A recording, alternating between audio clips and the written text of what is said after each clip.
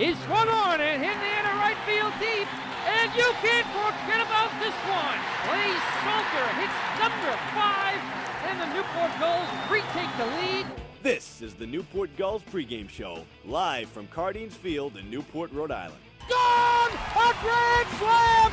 Drew left power, right tower power, and the Gulls walk off in the 15th inning! Coming up, interviews, stats, standings, lineups, and a whole lot more. Tomas steps on the back for one out, throws to first, it is in time, a double play!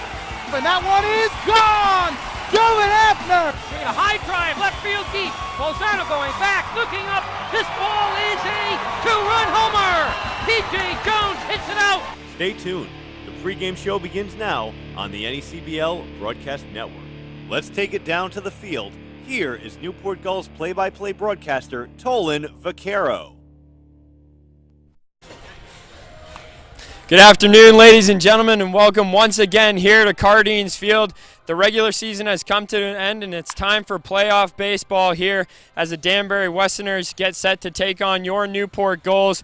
These two teams have faced off a lot during the regular season. 6 games played. It's the Gulls who come ahead in the series. They've won 4 out of the 6 games, 2-1 here at Cardines Field and 2-1 at Rogers Park in Danbury. So it should be a great season. They faced each other. A great playoff series. They face each other a lot, and they know what to expect. It's going to be Nick Gallagher on the mound for the Westerners. He's been terrific this year, a sub-2 ERA, but he's facing Hunter Shriver, who's also been terrific, a 1.72 earned run average on the year. He's 5-1 in the NECBL, so it should be a pitching duel here today to start off the playoffs.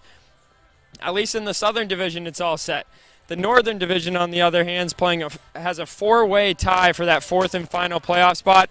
So they'll be playing that tonight to see who gets into that final spot. So it should be interesting to scoreboard watch as this game goes on here at Cardines Field. But other than that, it should be a great matchup. And we're going to have a lot of extensive coverage coming up for you here on the Newport Gulls pregame show as we do for postseason play. So we'll have front office report and much, much more here to come. It should be an exciting one, so stay tuned. But first, we're going to have some highlights from the July 1st game here at Cardines Field. It was the Gulls taking the 5-3 victory over the Danbury Westerners in 6 innings. Enjoy. Swung on and missed. Gets Blake swinging. He strikes out a pair. Slow breaking ball is hit high to right field in the gap. This is trouble, and this one's gone. It looked for a moment like it was going to be high off the wall out there in deep right field out in the triangle, but instead, Giovanni Ding Kong has homered for the 3rd time this summer. It's a solo blast to right field. It's 1-0 Danbury. 1-2 delivery here. Guest steals on the inside corner, called 3rd strike. So Agresti goes down. Nice time to drive in a run. Here's a ground ball up the middle, and it is a base hit. Coco's 2 for 2. Sean Blake rounds 30. He's coming home. The throw is not in time. Huge. This one lined pretty hard in the left field. Is it going to stay fair? It will. It's off the wall. Montez is going to come around to score easily, and it's a stand-up RBI double for Nick Gatewood, and the Westerners lead 3-0. Here's 7. And the pitch is cut on and missed, and Villar is down on strikes to start his night. It's the 5th strikeout for Andrew Gist tonight. Ball hit to shallow right field, and it falls. The ball falls, and 1 run will score. It's a base hit for Travis Young. Ding Kong couldn't get to it for whatever reason. We'll see 2 runners go. It's hit in the left field, and it's a base hit. It's going to be a tie ball game and maybe more. Well, no, they'll stop everybody where they are. It's a 2 RBI base hit for Troy Dixon. It's a 3-3 game. Pitch is lined in the right field. It is a base hit. The Gulls are going in front, coming around to score, and scoring safely is Dixon. It's a 2 RBI double for Carpenter, and it is 5-3 Gulls. 5-run explosion here in the 5th for Newport, and ooh, I saw the lightning right there. Yep, that'll do it. They call everybody back. Right as soon as we go on the air, rain's falling. I was just going to kick it over to George Bissell for the play-by-play. Lightning strikes, and I believe that's a half an hour, if I'm not mistaken. It's raining in the park. Yes. Yeah. Well, we had a feeling this was going to happen. So it just started raining about 5 to 10 minutes ago. It is a final. Okay. 5-3 the Gulls. Okay.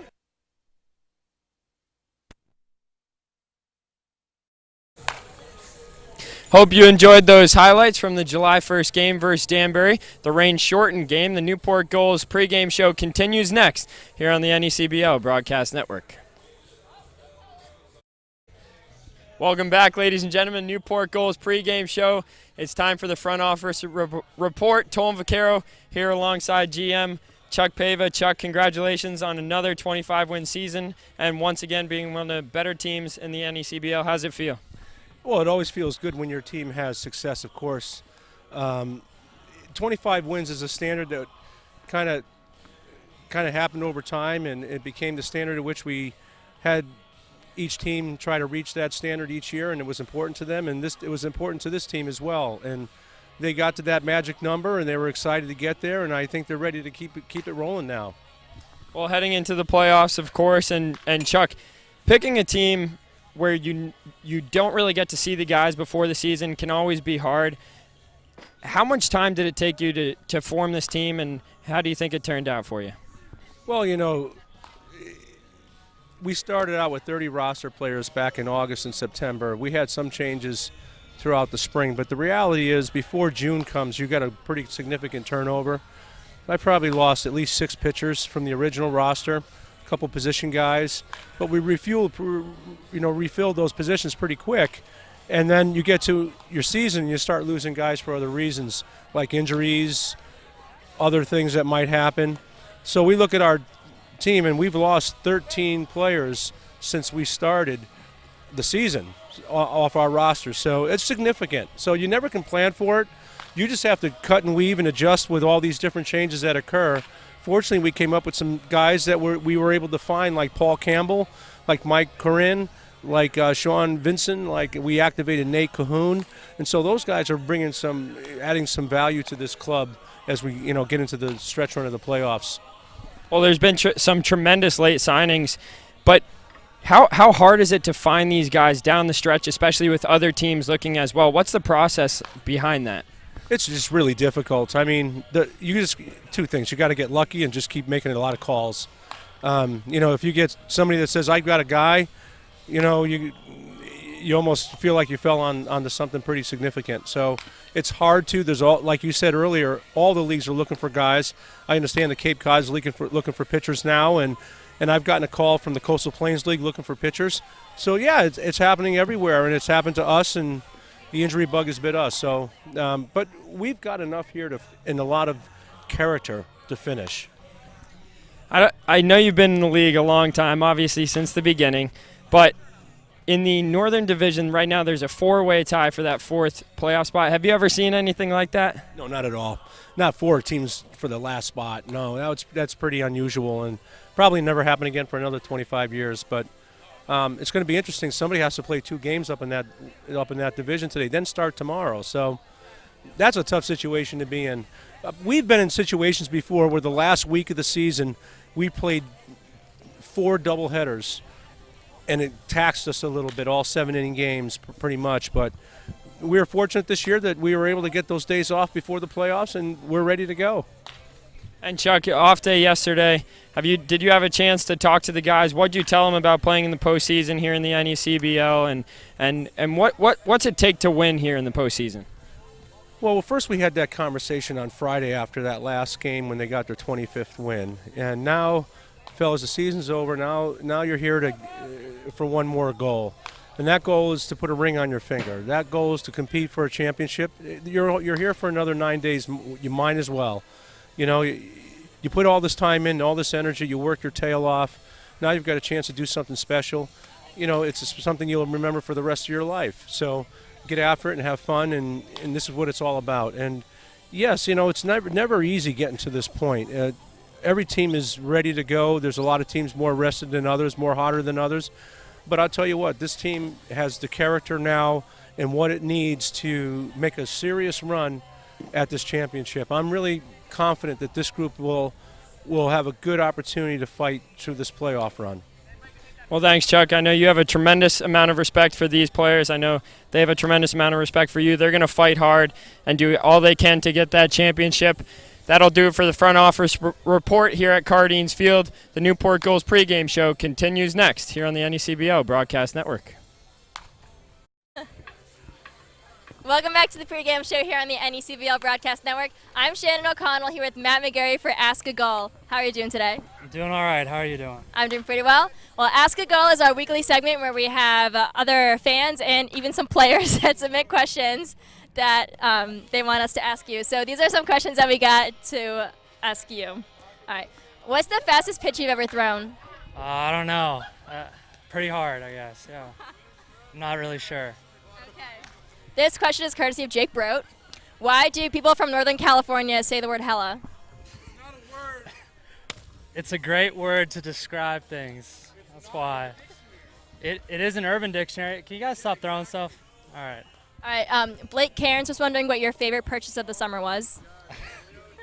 I'm not sure actually. I tried. I'm kind of distracted right now. So It's okay. here we go. Let's not, guys. Yeah, this is pretty tough interview.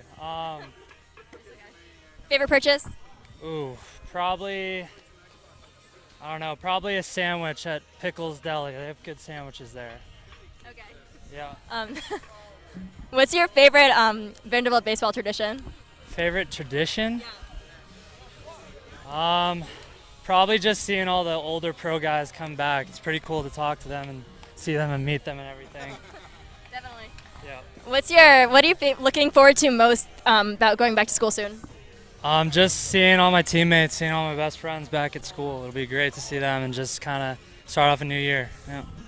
Apart from baseball, what's your favorite sport to either play or watch? Oh, definitely in football. I love watching football. Do you go to the games at Vandy? Yeah. Yep. Good time. Yeah, they're fun. So on average, how many hours of sleep do you get a night?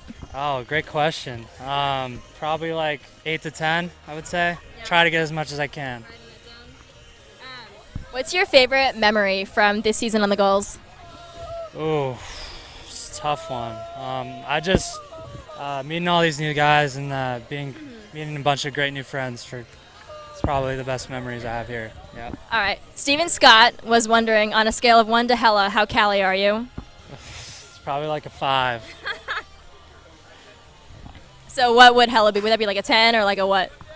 Hella would be a 10. Yeah, that's pretty extreme. I don't know if I'm in that range though. Okay. Yeah. Okay. So he was also wondering if your dream car is a Prius because that's what you like to drive right now. Yeah, I have my uncle's Prius driving around. It's a nice car, very fuel efficient. All right. And lastly, you're a Red Sox fan, but you're from California. How did that happen? My whole family's from the Northeast, so I grew up watching them. Love the Red Sox. Who's your favorite player? Oh, from the Red Sox? Yeah. Right now or like older guys? Both. I loved Manny Ramirez and Pedro Martinez. Those were my two guys. Yeah. Yep. All right. Well, thanks a lot. The pregame show continues next, right here on the NECBL Broadcast Network. Welcome back to the pregame show. I'm Shannon O'Connell. This time joined by Paul Campbell for the Gulls Eye View. How are you doing today? I'm doing all right. How are you? I'm doing pretty well. All right. So you just recently joined the team here right before the playoffs. What have you liked about being on the team so far? Just the fans and the atmosphere. The team's pretty good too. I love the guys, so I'm enjoying it so far. Good.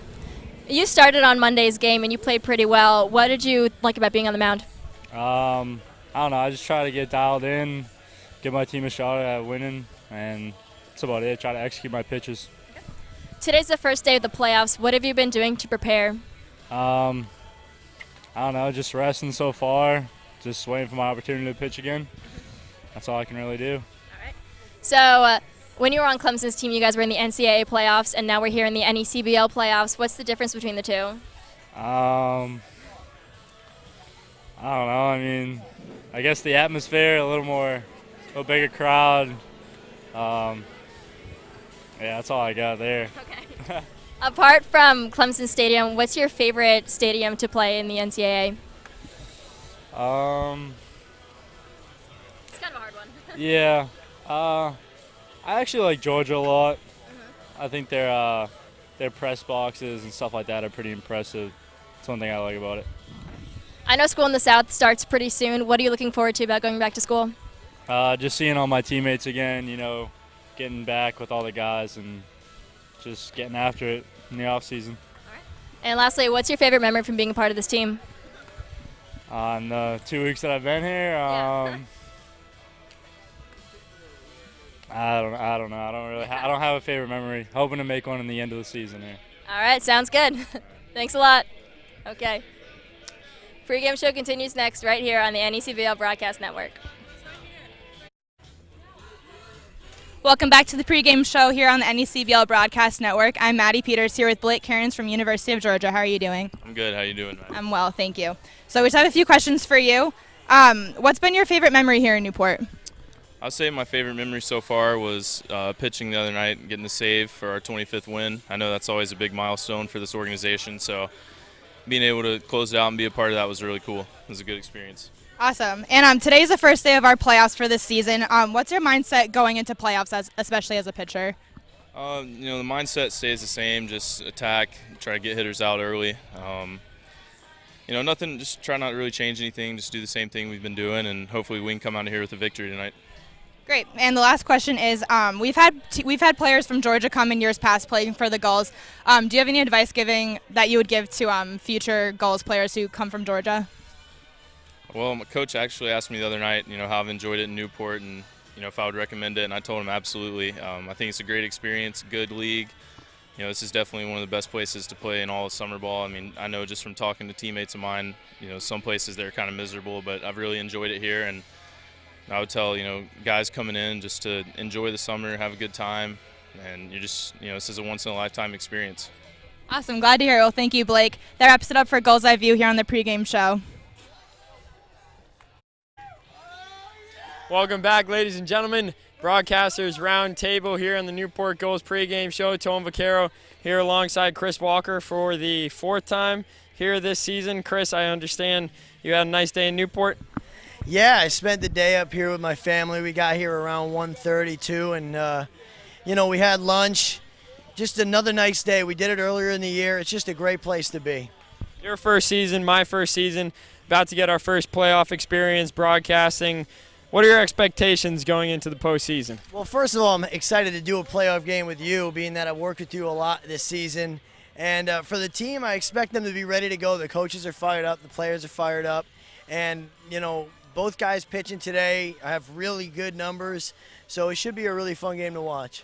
Well, Danbury, last time you were here, we weren't sure if they were going to make the playoffs or not. They really fought hard. They got that number 3 spot. What have you seen out of them of late that's changed, mentality or just production-wise? It's been, I think, a little bit of both. Pitching-wise, it really hasn't fixed itself to what it was. We almost came back against Newport last time after Gallagher's rough start. It's been more of those. The offense has just really been picking up. Every game it gets better and better, and that's what it's been. So, I guess Nick Gallagher is going to be on the mound. You mentioned last time he was here. Not the best start for him, probably one of his worst this season. Have you had a chance to talk to him? You said he's not going to repeat that same performance. What makes you think so? Well, I did. I talked to him on the bus, and I talked to him when we got here, and he said he felt really good. And that was his only bad start all season.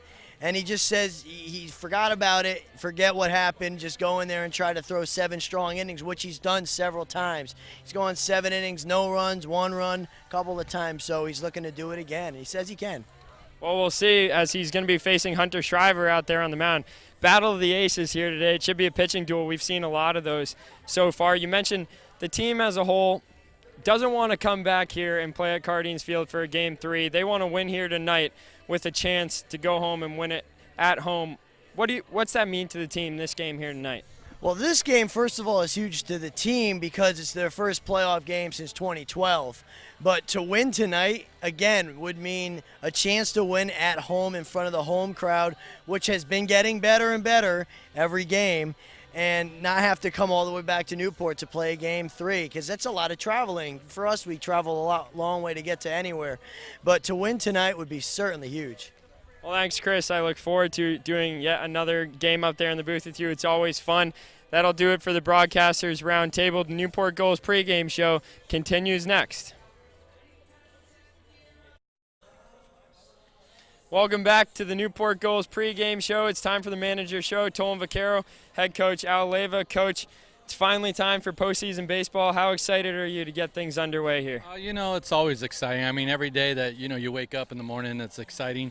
We got to approach this game as like it's just one other game, that's what I try to tell the guys, I mean, I know it's a playoffs, but you got to try to keep it as real as a regular season game than, what it really is. Well, Coach, it's your 5th year with the team, first year as the head coach of the Gulls. Obviously, you've been here for some championships. You've been here for the playoffs. What was your message to the players yesterday in that off game? We just told them, hey, enjoy your day off. Now we could be playing every day for the next, if everything goes right, you could be playing for the next 9 days in a row. And, the most stretch we've had is, I think 7 back early on when the season first started. So you got to be prepared for that. But if you want to make it easy on yourself, then you win the first 2. That's up to them. A lot of people ask me, are you ready, Coach? You ready? Hey, well, I'm always ready. It's up to them to, they got to swing the bat, they got to make the plays, and they got to hit. So, maybe I can put a bunt on or I could put a hit and run on, but the rest is up to them. Do you put a lot of emphasis on going out there and trying to win that first game, put yourself in a position to get an off day after just 2? Well, yeah, you always want to win that first game of every, 2 out of 3 series. You don't want to put your back up against the wall. Early, in a short season or in a short playoffs like this. So yeah, winning the first game is very important. There's a little bit more breathing room, because you go into tomorrow, like say for instance tomorrow, if whoever wins the game, you got a little bit of breathing room. You feel a little bit more relaxed. The team that doesn't win, your back's to the wall, so you might be pressing a little bit more, so you don't play your normal game. So it's very important to win that first one. Absolutely. Tonight on the mound, it's going to be Hunter Shriver. He's facing off against Nick Gallagher. These 2 guys are aces, both with sub-2 ERAs, but last time you were able to jump on Gallagher. What do you expect out of Shriver tonight? I just hope Hunter, treats it like a regular game, which, he's a young professional, let's face it. And he will. He'll just go. I don't think it'll matter to him that it's a playoff game or anything like that. He was in the playoffs last year, so experience helps. So I think for him, he's going to just take the approach that, hey, I just got to give my team the best opportunity to win a ball game. Thanks, Coach. And I was taking a quick look at the lineup. It looks like one of the strongest lineups we've had in weeks. Guys coming back from injury. Jake Brote. Unfortunately, I didn't see Charlie Carpenter's name in there. I asked Brote about him. He mentioned that he went home with injury. Can you give us a little update on that? Yeah, Charlie has been hurt for about 3 weeks now. Well, actually longer than that, but first it was his hamstring. Comes back, and then he hurt his thumb, and then he's been playing with a hurt thumb, just trying to work through it. But he went to the doctor on Monday. Doctor said there's some nerve damage, and basically you can't do anything for it other than rest. And so Charlie felt like he should just leave, and so he did. And it's unfortunate, but we lost 14 guys this year to injuries, and so that was just another one.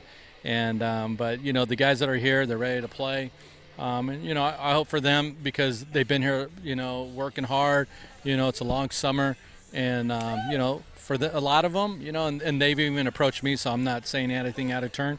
This is their regional. If we win here, it's a super regionals, and then it's the World Series.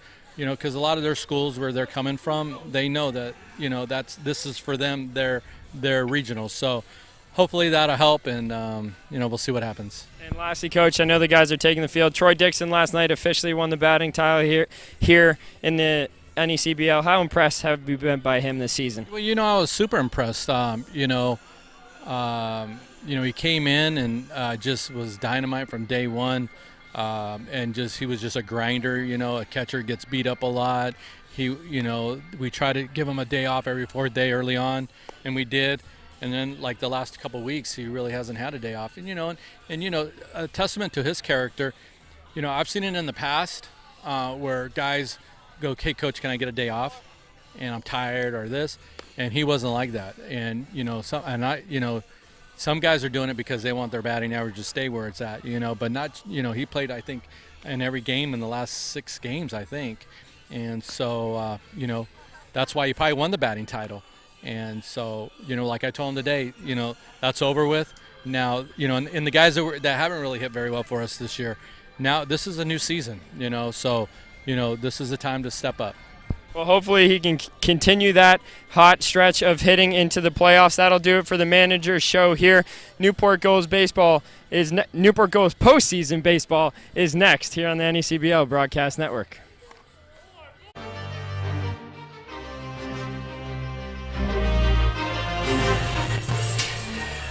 Good afternoon and welcome, ladies and gentlemen, to Cardines Field.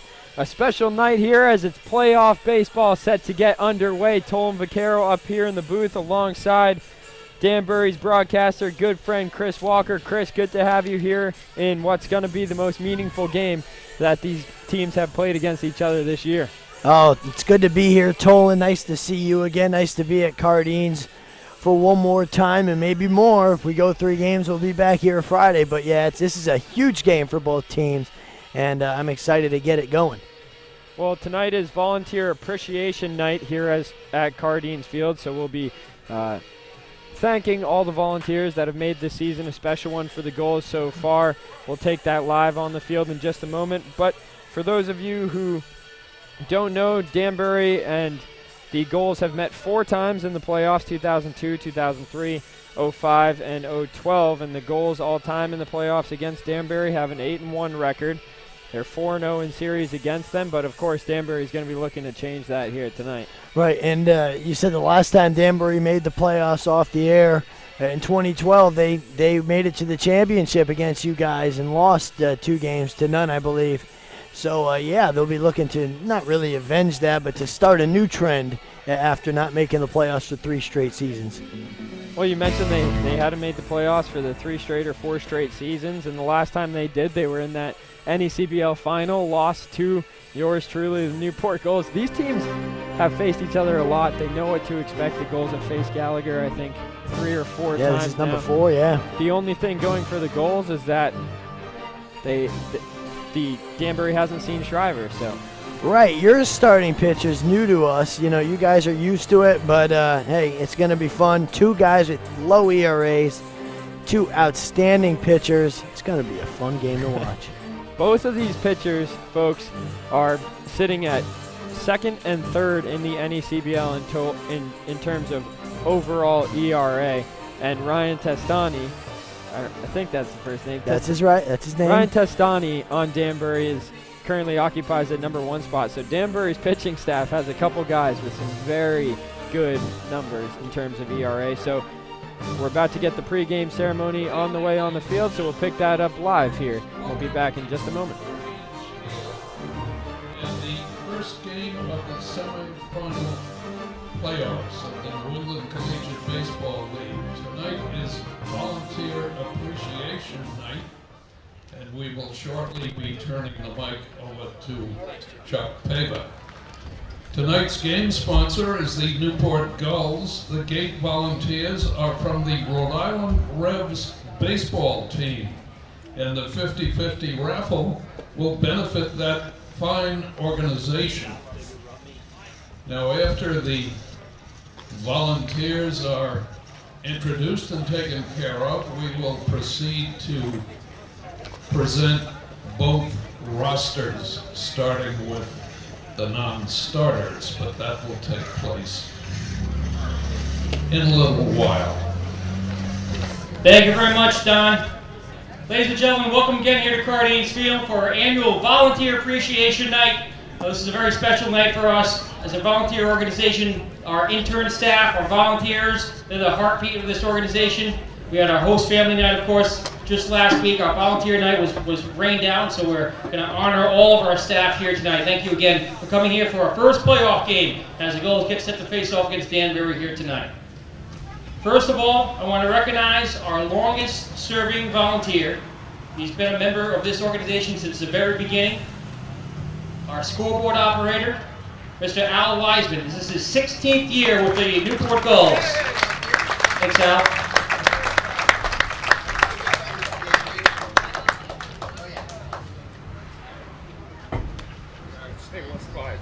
Al's going to be joining our Newport Gulls Hall of Fame. He's going to be an inductee at our ceremony coming up in October. Another Newport Gulls current Hall of Famer.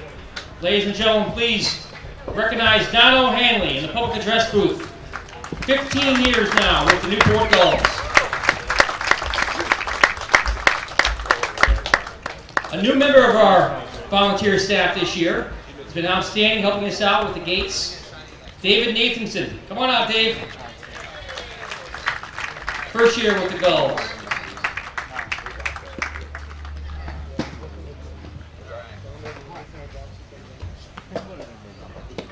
Now our intern staff is integral to our organization. They get here in May. They come from colleges, universities all over the country. And when they get here, they don't really know what to expect. They're working for a summer college baseball team, and they're coming here and they're pretty much handed the keys to the organization. It's their job to run the day-to-day operations all summer long. And let's give a big hand, first of all, to our entire intern staff down here in the field. First, the leader of our staff came here a long way from the other coast, Will Topham, out of LSU, just graduated. He's been our Director of Game Day Operations.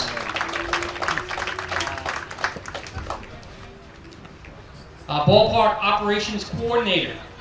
See him walking around the stands every single night. Out of UMass Amherst, Zach Ferris.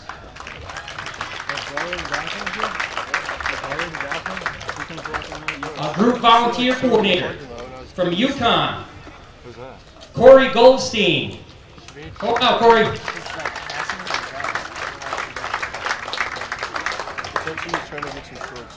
Our Director of Ticket Operations, right here from Salve Regina University, Mike Falcone.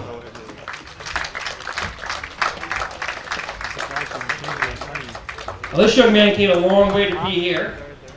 He came into Newport all the way from Singapore. From Syracuse University, Jack Michalski, our Director of Security.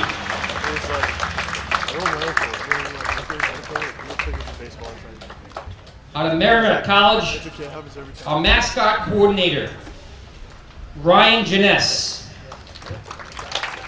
Great job this summer, Ryan. Thank you. Someone who's been a tremendous help for me in the office from the very beginning. One of our first interns to arrive. It's been one of my right-hand men alongside Will. Alex Doyle, our Assistant Director for Baseball Ops. Alex has already finished his undergraduate studies. He's studying law now at Roger Williams. Another one of our hard-working interns. Been with us since just about the beginning. Our Director of Community Relations out of Quinnipiac, Amber Lee Majewski. Thank you, Amber Lee. Getting up in the mornings every day along with our team and our coaches to run our summer camps, which is a huge part of our organization. Our summer camp coordinator out of Johnson, Wales, Caitlin Keeney. Caitlin's brother, Tim, played for the Newport Gulls. Tim Keeney back in 2011. Thank you, Caitlin. From our marketing staff, one of our younger interns just graduated from North Smithfield High School. We go to URI this fall, Olivia Stone. Thank you so much, Olivia. We also have a couple of our media interns here tonight. First, I want to recognize our official scorer, one of the best official scorers we ever had, Jarek Krajewski, out of Plymouth State. Thank you, Jarek.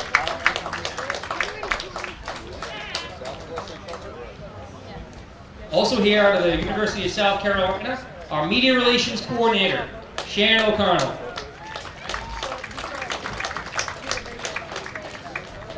Folks, a couple of our interns unable to be with us here tonight. I also want to thank our sound director, Mike DiPiola, our director of marketing, Michaela Grasso, our community relations coordinator, Taylor Huntley, our public relations coordinator, Megan Windle. Let's give them all a big round of applause for all of our intern staff. And we also have our medical staff, and they have some interns as well. First, I want to introduce our third year with the Gulls, our head trainer, Emily Miller.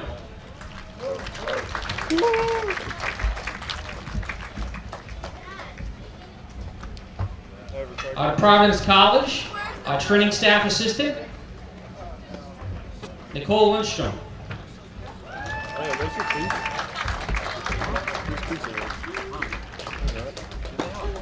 Another training staff assistant out of UConn, Megan DeRoy. And also out of South Bay Virginia University, training staff assistant, Erica Manchester. The fly wire thing where your lace goes through it. Yeah.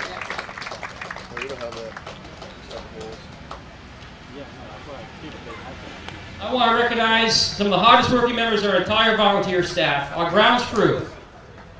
First, 13th year with the Newport Gulls, our head groundskeeper, the head of the grounds crew, Dennis Houck. Thank you, Dennis. Another grounds crew member, Russell Seacourse. This is his 5th year now as a member of the Newport Gulls grounds crew. Thank you so much, Russell. In his 4th year with us, grounds crew member John Somerville.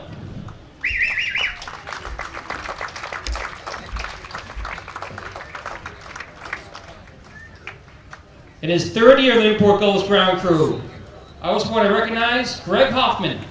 Thank you so much, Greg. And our grounds crew chief, Rick Lombardi's been with us for 12 years. He couldn't be here tonight. He's at a council meeting, Middletown Town Councilman. Let's give our grounds crew another big round of applause. They do a great job getting this field together every single ball game. We have our ticket booth staff. Let's give a hand right now down in the ticket booth, selling tickets for tonight's game. Mike and Heidi Taylor. This is both their 3rd year with us with Newport Gulls. Thank you so much, Mike and Heidi. I also want to recognize in his 6th year with the Newport Gulls grounds crew, Charlie Heffernan. Thank you so much, Charlie. Unable to be here tonight, we also have Marlene Drake, Mike Quay, and Judy Tucker. They're our outstanding ticket booth staff, volunteering every night. Thank you so much to our entire ticket staff. Now our mascot staff. In his 4th year, he's been involved with the Newport Gulls a long time. Josh Botello, our senior mascot staff. That's Josh. Our mascot staff assistant. We also have here Evan Luther. It's his 3rd year. He's one of our mascots. Thank you so much, Evan.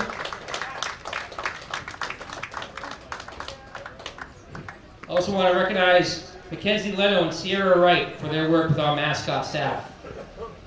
Now time to recognize our team photographers, and we have some of the best photographers in the NCBL. Our senior photographer is Jed Melise.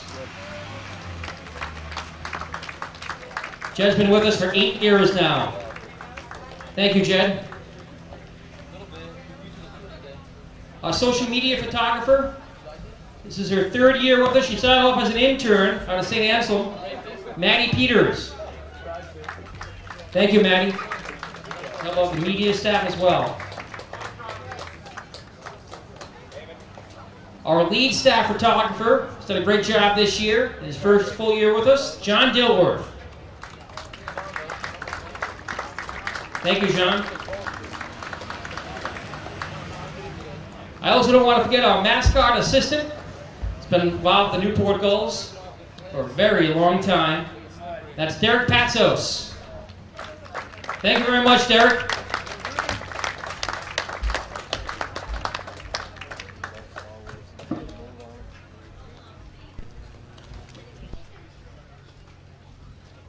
Finally, folks, we also have our media relations staff. Folks, as you know, we have one of the best media relations staffs in the entire NECBL, probably in the whole country in summer collegiate baseball. First, our Director of Broadcast Operations and Executive Producer of Newport Gulls Baseball, Tom Lima. This is his 13th year with us. Tom's out of Rhode Island College. Thank you, Tom. Next, and she's done a lot more than just broadcast. She's helped out in the office as an operations assistant as well as an office manager. Volunteer now for 5 years, Rhode Island College graduate, our Assistant Director of Broadcast Operations, Co-Executive Producer, Shannon Carlson. Thank you so much, Shannon.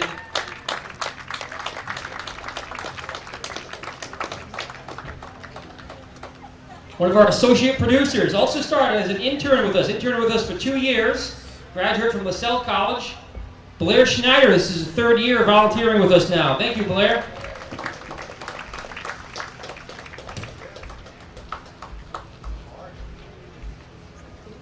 Gentleman who joined us the start of the year, has been a team publicist. Adam Sopris, 1st year with the Gulls. Thank you so much, Adam.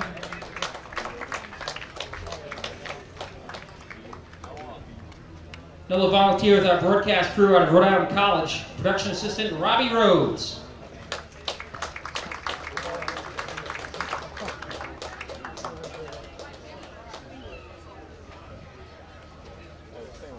Also with our broadcast staff, and he has some big shoes to fill. He's done a great job, just graduated from Eckerd. Our Newport Gulls broadcaster, Tolan Vaccaro. Thank you so much, Tolan. I also want to thank Rob Sanchez, who couldn't be with us here tonight. He's been with the broadcast crew for 5 years as well. Folks, let's give a big hand to all of our Newport Gulls staff and volunteers. They do a fantastic job.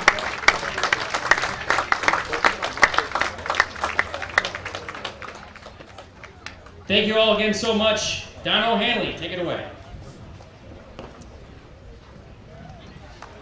Well, ladies and gentlemen, we're going to introduce the rosters of the Danbury Westerners and the Newport Gulls. This is a playoff tradition where all players are introduced. We'll take a couple of minutes here so that the field can be cleared and they can line up on the lines.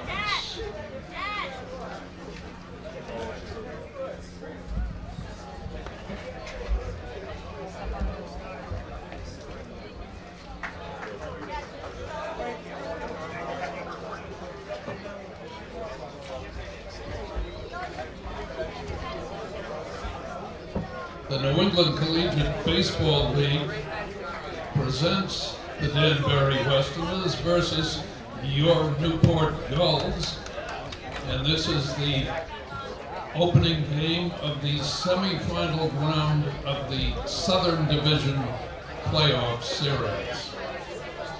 It's a best 2 out of 3, depending on how the games go.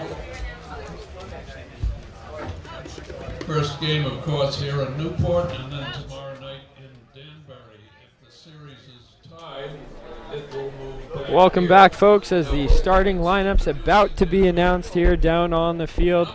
That was Volunteer Appreciation Night. It went a little longer than usual, but it was definitely worthwhile, as volunteers are the ones who make things tick for this Gulls organization. So let's take a quick look back on how the season series has gone between the Gulls and the Danbury Westerners so far this year. It all began, what feels so long ago, the first game, Thursday, June 23rd at Danbury. And it was the Westerners winning that one by a score of 3-0 over the Gulls. And then on July 1st, the Gulls won the first victory over Danbury, score of 5-3, that one only lasting 6 innings here at Cardines Field. You saw the highlights earlier. And then Friday the 8th, the Gulls lost to Danbury at home 3-0, which set them on this 3-game win streak against Danbury. They won on Saturday the 9th against Danbury at Danbury, 7-3 victory, and then played them Tuesday the 19th. They won that game by a score of 6-5. That was a great game we got to witness at Danbury. And then most recently here on Monday the 25th, it was the Gulls who took that by a score of 10-6 here at Cardines Field, and now head into this playoff series with an overall record of 4-2 versus Danbury this year.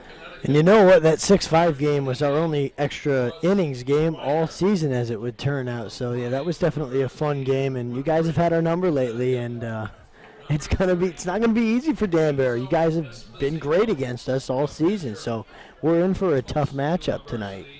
Well, we'll see how it pans out. Let's send it over to Shannon O'Connell for updated standings around the league. I know we have a 4-place tie and some other games going on today as well. Shannon?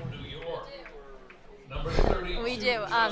So yesterday we had a couple of games that had to be made up because of the rain delays that happened on Monday, and Vermont ended up winning at Upper Valley 11-4, and then Mystic beat Winnipesaukee 16-3 in extra innings. New Bedford won at home against Ocean State 1-0, and then Upper Valley beat Vermont 2-1 in that second game. And then in the Northern Division, we do have a four-way tie, for fourth place. Sanford's in first, 26-17 record. Valley is in second, 24-20. North Adams, 23-20. And then Vermont, Upper Valley, Keene, and Winnipesaukee all have 19-25 records. I don't know if that's ever been a thing in the NECBL since it started, but that's what's going on in the Northern Division. And then in the Southern Division, our 4 teams in the playoffs are Mystic in first place, 29-15. Newport, 25-19. New Bedford, 22-23. And then Danbury is 21-23. Thank you, Shannon. We'll get you updated scores on those 4-place tie games going on right now when we come back in just a moment. But let's take a quick break, and then we'll come back and get you the starting lineups here as well. You're listening to the NECBL Broadcast Network.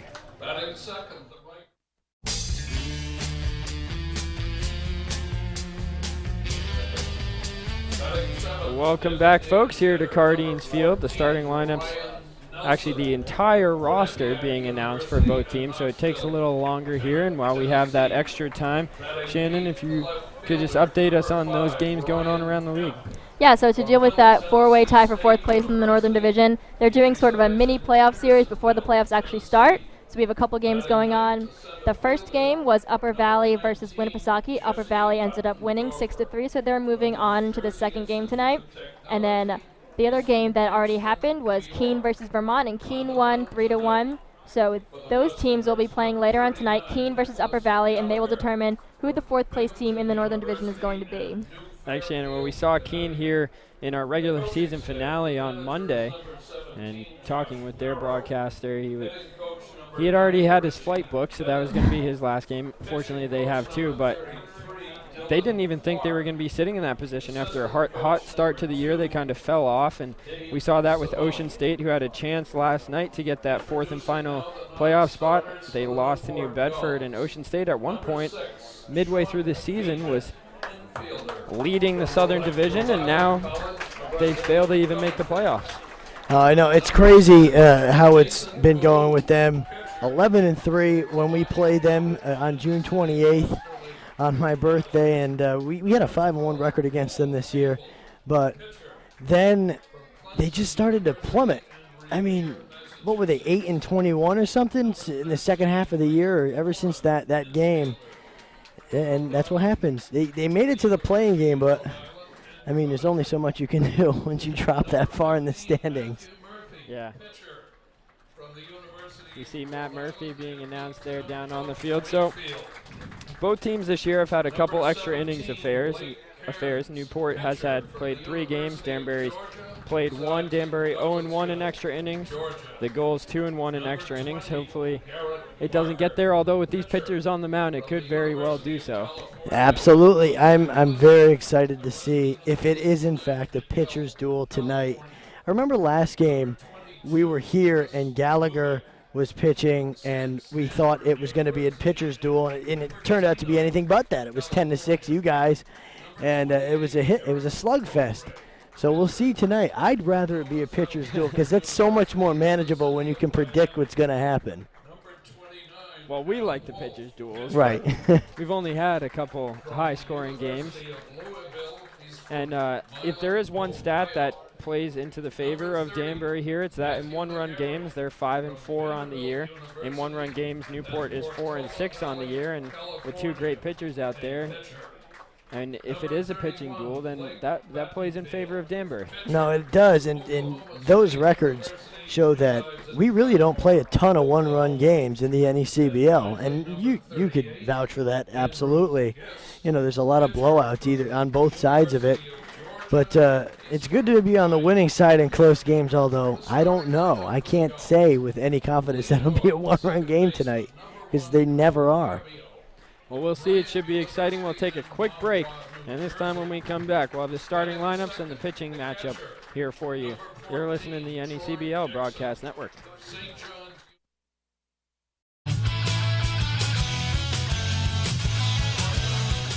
Welcome back, folks. Just moments away from first pitch here at Cardines Field, but first, let's get a look at the starting lineup for the Danbury Westerners here today. All right, Tolan, here we go. So it's pretty much the same as it is since the Westerners started playing well again. Leading off is Coco Montez. He's at shortstop.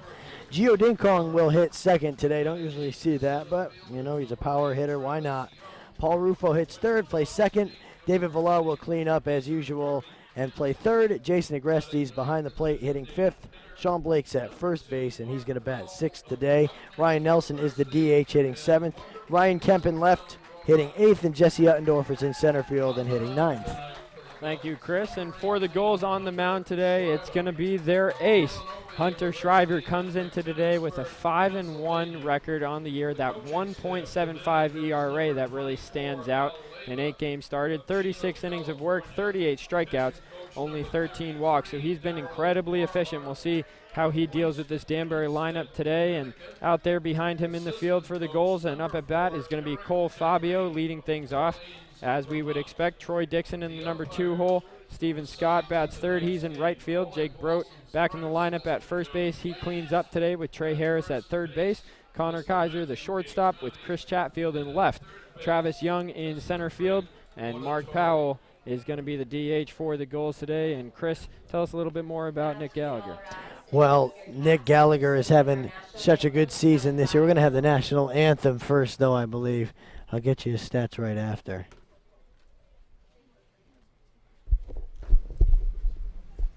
Oh, say, can you see by the dawn's early light what so proudly we watched at the twilight's last gleaming, whose broad stripes and bright stars through the perilous fight o'er the ramparts we watched were so gallantly streaming, and the rockets regular, the bombs bursting in air gave proof through the night that our flag was still there. Oh, say does that star-spangled banner yet wave?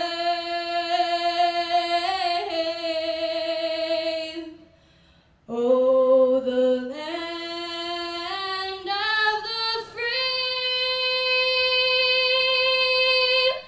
and the home of the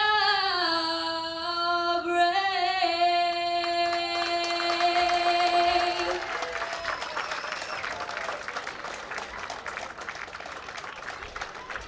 That rendition of the national anthem performed by Emmeline Harid.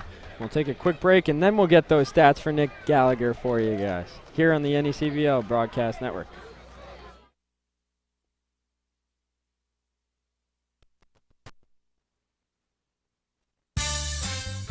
Hey, Gulls. Welcome back to coaches meeting, going over the ground rules with the umpires here at Cardines Field. But first, let's send it over to Chris Walker to finish off talking about Nick Gallagher. Thanks, Tolan. Sorry about that.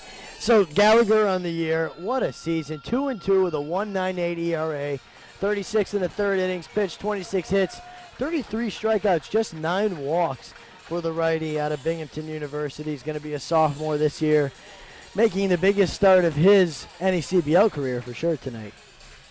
Absolutely, and you've been here before, so you pretty much know the ground rules. That's what they're going over at home plate. You got any more questions for me back here? No. All these tricky dimensions here at Cardines Field. At the beginning of the season, that short backstop was playing as if no one would be able to advance on anything because it just shoots it back. But of late, every pass ball's been skipping off in different directions. Wow. Allowing pretty much runners to advance at ease. No, it's a crazy dimensions, but I've come to like it very much playing here because once you get to know it, it's like, all right, I know what's going to happen now. Yeah, hitters like to hit there, and I like that right field porch. It's nice and short. So here's Hunter Shriver now on the mound, finishing up his warm-up tosses to Troy Dixon. Hunter Shriver, we talked about with that 5-1 win-loss record. His last time out was against Plymouth. It was a 12-4 win. The Gulls in that game hit 6 home runs. It was really something to watch, but Shriver went 6 innings, allowing just 1 run, 1 earned on 4 hits, struck out 6, and he hadn't allowed a run in his previous 5 appearances out there on the mound before that start.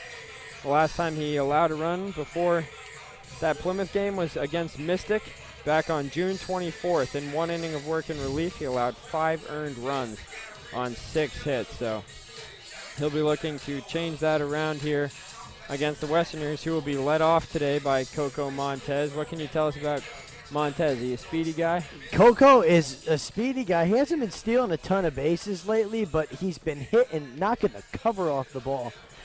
Tolan, he's hitting now 226. I always say he was hitting down in the 100s. It was the 150s earlier in the season, and he's just continued to produce ever since the midway point of the season. He's torn the cover off the ball, and that's why he's leading off. I talked to him a couple days ago. He loves the leadoff role. He likes getting into the game right away and feeling like he's part of the game early. So it's been working. We'll see if it can continue tonight because he's leading off right now. So here comes Coco Montez, hitting .243 over his last 10 games with 2 home runs, 8 RBIs out of that leadoff spot, facing Shriver.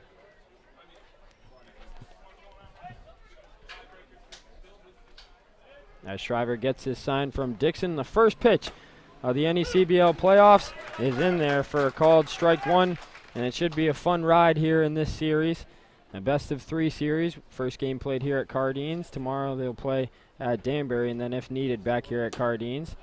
As Shriver blows that one by Montez with the high fastball, now 0-2. I like the 3 umpires. I like having that. You need that a lot this year, but now you finally get it. As it's going to be home plate umpire John Leeds back there for you today, and on the bases it's Matthew Gaetani and also Frank Auditore out there, the 3 umpires for you. As that pitch hit on the ground towards short. Kaiser up with it, throws over to first in time. 1 gone, 1 up and 1 down here to start the first for Shriver. Well, it's always a good start when you get a ground ball out from the defense, and nice job squaring the ball up for Coco. He likes to hit the ball where he plays at shortstop. You always see him hit it that side of the field. But hey, good start. Hopefully we'll have more of those and get through this game so we can get home at a reasonable time tonight. We'll hopefully get through with a win I don't know who you're talking about. I'm saying for you. Oh, okay. So here's Gio Dinkong. I heard you kind of pose the question earlier as to why he's hitting in the number 2 spot. I don't know. I really don't. He's usually 4 or 5, but he loves to swing, so. That pitch just missing outside. I mean, the only thing I can think of is you need to put him somewhere, and, you know, he's been hitting well. and you don't want to move Rufo or Villar, so put him into 2-hole. He swings through that fastball there, 1-2. And Nelson's been struggling, and he would hit 2 and DH a lot, so Nelson's down in the 7 spot, so that's the only place you put him. Shriver out of the windup, the 1-2 pitch, swung on and missed. He got him with the off-speed away. 2 up and 2 down for Shriver here in the top of the first inning. That's his first strikeout of the game. That'll bring up Paul Rufo. I'm looking at these stats over the last 10 for the Westerners, and Chris, it's kind of hard to find the position players among the pitchers. I know you mentioned last game pretty much every pitcher went up there to hit and every position player went up there to pitch. And Nick Gallagher got a hit. Tanner Thompson got a hit. Keelan Smithers had a hit. So it's crazy. Now that pitch roped into right field. It should stay up for Scott. It does. A 1-2-3 inning here to start off the top half of the first for Shriver and his playoff debut here in the 2016 NECBL season. We head to a break. When we come back, it's the Gulls coming back.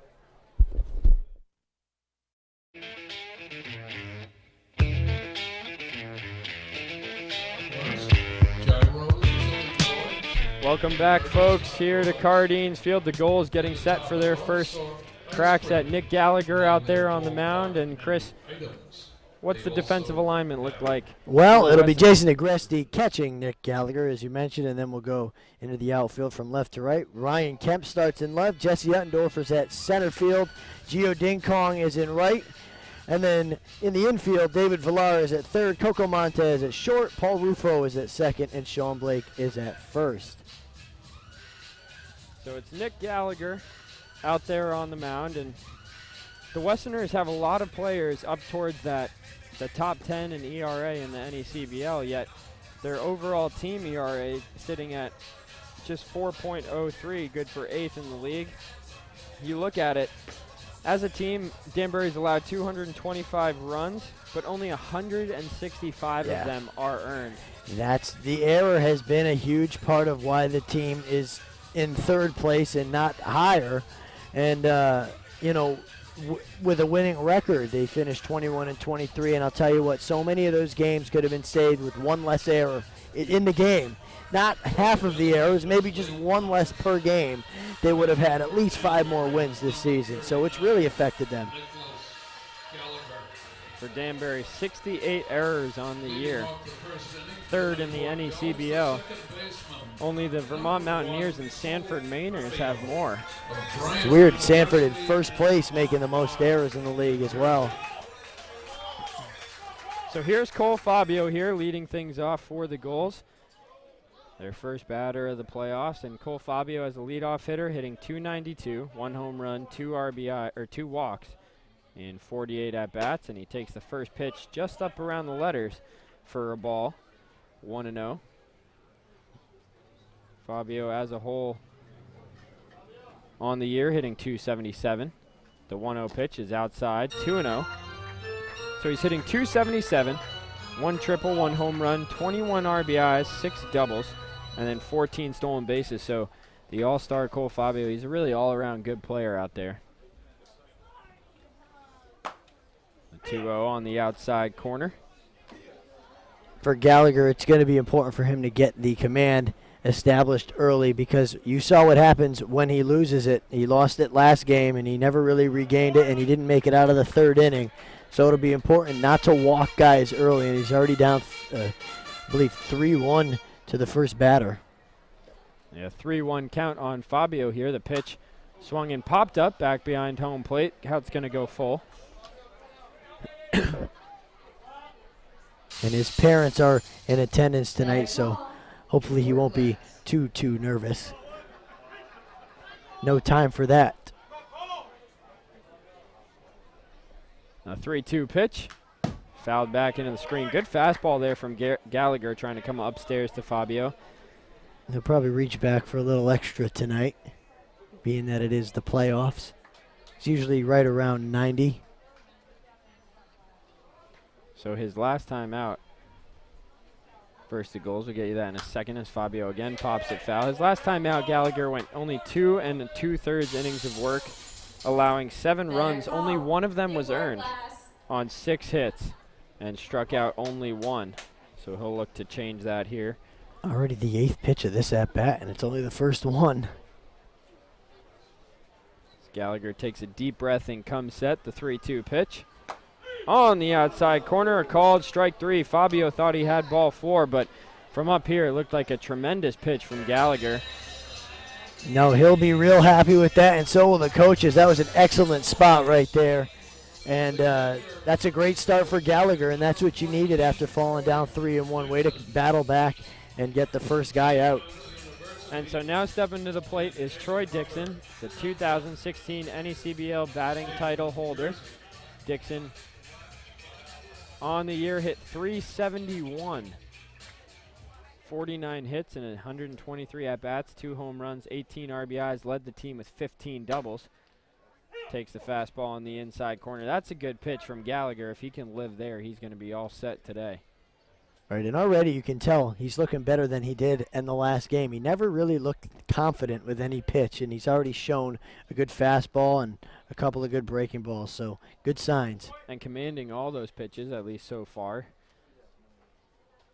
Small sample size, but Fabio's at-bat was 9 pitches. As the 1-1 on the way, taken up and in, 2-1. So Dixon, in order to help himself get that batting title, over his last 10 games, has only posted a .524 average, 22 hits and 42 at-bats. I love when you start it like only. As he swings through that fastball, now 2-2. When you're hot, you're hot. When you're hitting over 500, I don't know. And that's 42 at-bats. He's hitting 500. It's crazy. A lot of these Gulls hitters have been hot of late. It's a 2-2 pitch, swung on and blooped into shallow right field, falling quickly and in there for a base hit. Dixon just continues to rake out there. He was jammed on the fastball by Gallagher, but was able to muscle it out into right field for the Gulls' first hit and base runner of the game. Well, Gallagher got the contact he wanted. He did get inside on Dixon, but it just bloops in. First hit of the ball game. And so here's Steven Scott now, as we have so aptly named him Stay Hot Steven Scott. He has pretty much stayed relatively hot throughout the course of the season here. As he swings through the first fastball. That's as hard as I've seen Gallagher throw that fastball. He's throwing some good-looking fastballs early in this game. Left it in a good spot for Scott to put the bat on it, but just too much velocity as he misses outside. Scott on the year is hitting .285 in 151 at-bats, 10 home runs, 32 RBIs, 11 doubles. He's been an extra base hit machine for him. That's what you want to stay away from right now if you're Gallagher in this first inning. A pitch swung and hit in the air to deep center field, ranging back on it, Uttendorfer, as he makes the catch just in front of the fence for out number 2. Almost looked like extra bases. If he got a little bit more of that, that was off the wall. That's a long out. It's a good sign from Scott. He saw the ball real well, but good job by Gallagher to get the quick 2. Had he pulled it down the line, probably would have been off the fence. It was a line drive. The 28-foot fences here at Cardines can be hard to handle sometimes. As that brings up Jake Brote, who has been out of lineup the last couple of games with a shoulder injury, but that was only in order to get him ready and rested for the playoffs. First pitch misses up. Brote's been the second hottest hitter on this Gulls team besides Gabe Schneider, who was only played 16 games. Brote playing 33, hitting .288, 6 home runs, 15 RBIs, and 13 doubles. The 1-0, swung on and missed. Good spot, looked like a changeup there. Yeah, that's a nice changeup. Had Brote way out in front leaning for it. If he could live right there, he'll have success today. Trey Harris waits on deck, sporting that neon green arm sleeve. He's been wearing the last couple games. The pitch to Brote this time lays off it. Is he a fan of Cespedes by any chance? I was talking about that last game. Swamp Bats broadcaster didn't really understand where I was coming from, but He must be. He's got to be a fan of Ioannis because why else would he wear it? Ioannis Cespedes, the Mets outfielder, who wears that neon sleeve as well as Brote takes up and in. 3-1, a hitter's count here to Jake Brote. So for a lot of these guys, they have no experience here in the NECBL playoffs. They come in for a season, and that's about it. A couple guys are returners. Hunter Shriver, a returner for this Gulls team. The 3-1 hit high in the air to deep right field. That should be playable out there for Ding Kong as he battles the sun a little, but makes the catch to retire the side. So the Gulls get a runner on the single by Dixon, but they're unable to capitalize. We head to the top half of the second here at Cardines Field. Still no score on the NECBL Broadcast Network.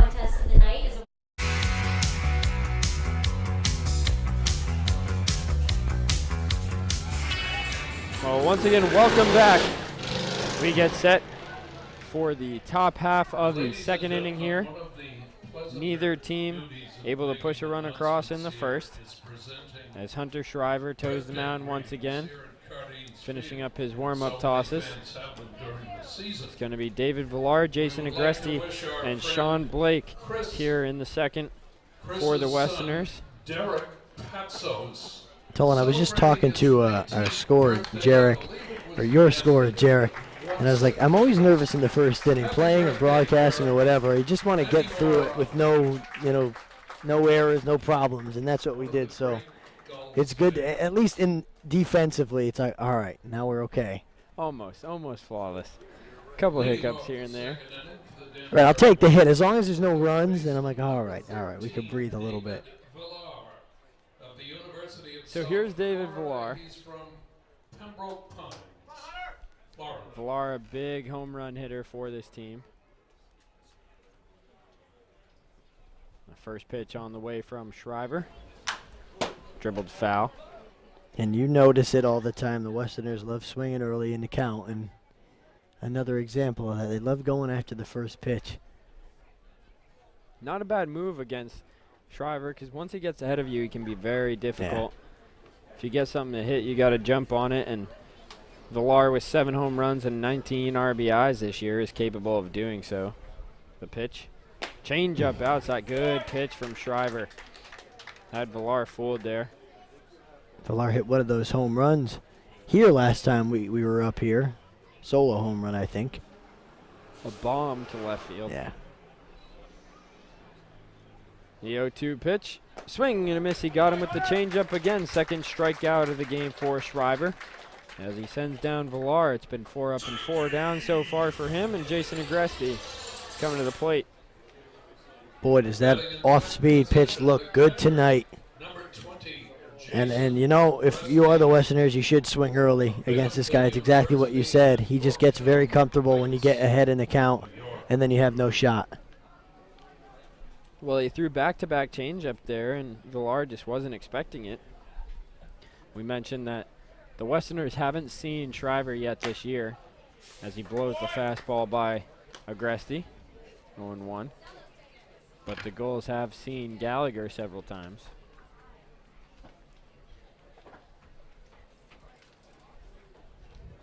It's so quiet in here. The 0-1 pitch. Right down the middle, 0-2. Shriver just continuing to pound the strike zone. He hasn't thrown, or he's thrown 1 ball so far here. In the game. And swing and a miss again, got him with the changeup. Back-to-back Ks for Shriver, and he's looking very sharp out there on the mound. Wow. It's just, that's overpowering. Every pitch he's throwing is just overpowering everybody. And he's in good shape. Gallagher's going to have to match him pitch for pitch tonight. So here's Sean Blake, and a hit back up the middle, backhanded by Fabio, who throws on to first in time. A quick 1-2-3 inning there for Shriver, as he looks great. Three strikeouts through 2 innings of work. We head to the bottom of the second here at Cardines Field. Still no score between the Westerners and the Gulls on the NECBL Broadcast Network.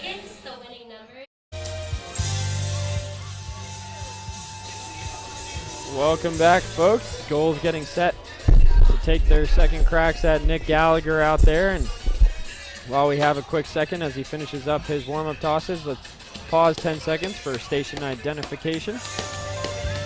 NCTV 18, Newport County, the World Wide Web, and on DVD. This is Newport Gulls Baseball on the NECBL Broadcast Network.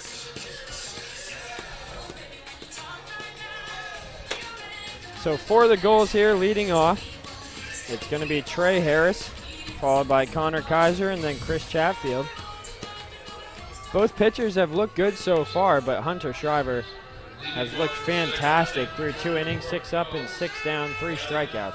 Yeah, it makes me nervous. I mean, he's looking real good, Tolan. Nobody in the first 6, who are the Westerners' best 6 hitters right now, have been able to touch him. So Gallagher's got to be razor sharp. We'll see if he can match the second inning of work by Shriver. The first pitch on the way to Harris, taken up and in. Trey Harris had a tremendous regular season for the Gulls. Hit .267 with 4 home runs, 22 RBIs, 6 doubles. Only played in 21 games. Was a late addition to the squad, or I guess a mid-season addition. When you join the team mid-season, you only get, 20 games? And that's what he got, exactly 21. As Harris hits that one to deep right field, ranging back on it is Ding Kong, and it's off the fence. Harris rounds first. He's going to go for 2 as he dives in head first. A leadoff double for Trey Harris. He's pumped up, and so is the crowd here. He just missed a home run out there. I think Ding Kong was expecting it to leave the yard. He just stood back, turned around, and waited for it to go, but the high fence saves Gallagher, but that's an awesome hit from Harris to lead off an inning. Yeah, tremendous hit. Took it opposite field, and you saw the emotions from him out there on second base. He continues to just be one of those players for the Gulls who pushes his teammates, keeps it light, and it's been a tremendous impact. So here's Connor Kaiser now. Kaiser finished the year hitting .218 with 2 home runs as he takes outside. Saw Gallagher fall behind to Harris, and Harris made him pay. Fell behind to Dixon, and Dixon made him pay. See if it's important for him to get ahead in the counts here as he falls again behind 2-0. Well, he's got to stop falling behind, first of all. You know, it's so much harder to pitch when you're down in the count, and he's not helping himself out right now. Falling behind to 2 straight batters, 2-0. You saw what happened last time. He checks on Harris at second. A 2-0 pitch, taken high, 3-0 to Kaiser.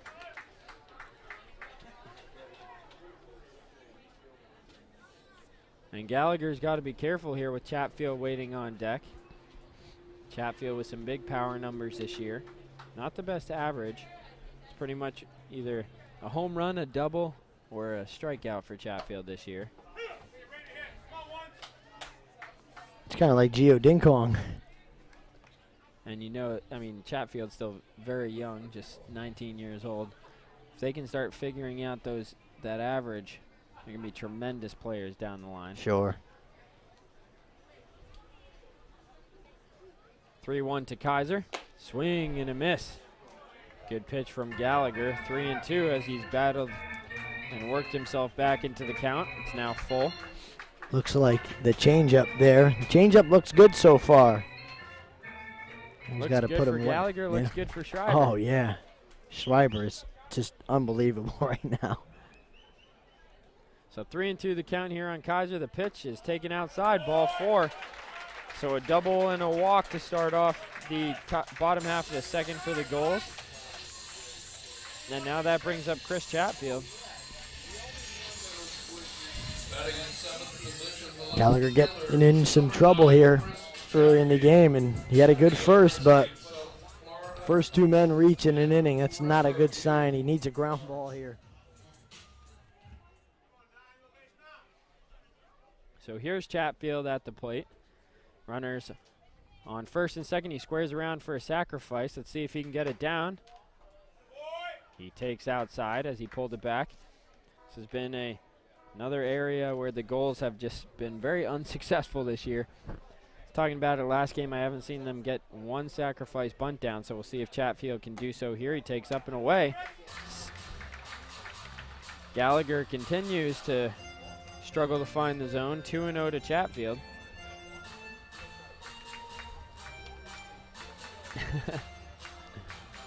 Shaking your head over I like there. the song. I like the bingo during the little visit there.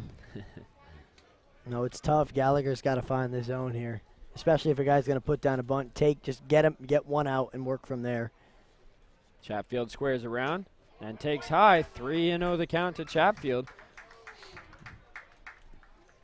I'm sure he'll square around here again, but he'll be pulling it back. You got to take here 3-0. Well, Gallagher hasn't been able to find the zone on any of the 3 bunts. And there it is on the inside corner. Now he's going to square around again, I would assume, right? I mean, 3-1. You got a strike to play with. But we've seen them bunt foul so many times or pop it up. And he does square around and takes outside ball 4. Back-to-back walks drawn here by the Gulls, and they're looking poised to score first in this game. Should Travis Young or Mark Powell come through? It's the bases loaded, nobody out, and Travis Young coming up.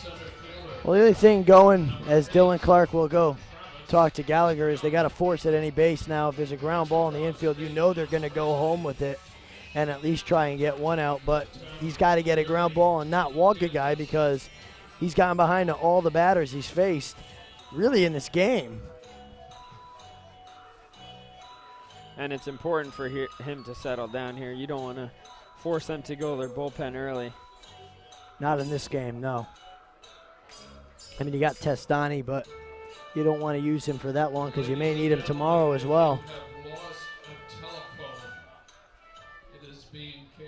So here's Travis Young. With runners on base, he's hitting .216 with 10 RBIs. With the bases loaded, he's had 7 at-bats and has yet to record a hit. See if he can change that around here.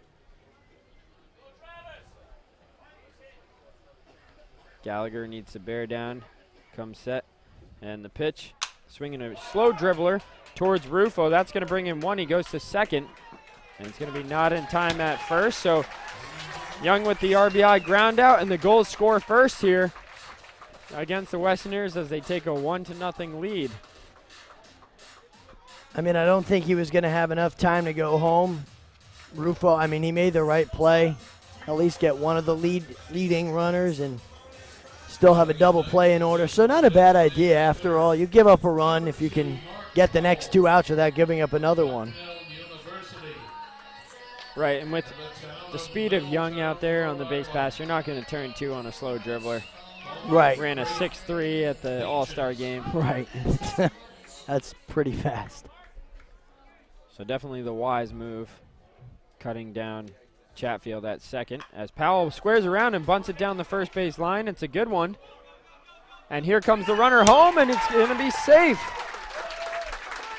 Heads up base running from Connor Kaiser as he comes in to score on the bunt by Powell, and the Gulls take a 2-0 lead. I mean, nothing you could really do if you're the Westerners there. You got to get the out at first because the runner wasn't going. And just very alert base running by Kaiser, as you said. Excellent play. Well, it looked like when Blake threw over to Rufo there at first, they weren't even paying attention to Kaiser. Right. Who then just broke home and scored the second run of the game. A 2-run inning here for the Gulls. Good way to start off your 2016 playoffs. Cole Fabio at the plate now with 2 outs and a runner at second.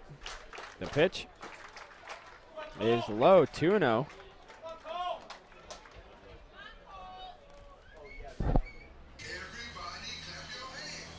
Troy Dixon, who's 1 for 1, waits on deck.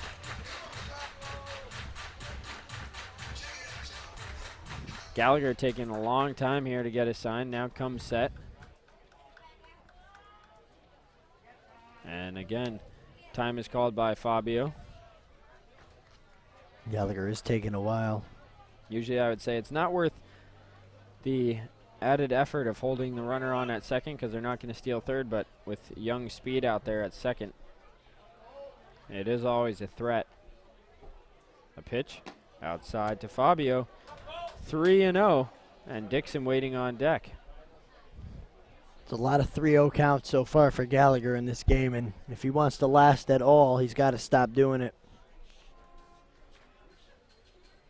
The 3-0 pitch is outside, ball 4. Gallagher just throws his hands up there. He's a little out of sorts. He doesn't know where that pitch missed.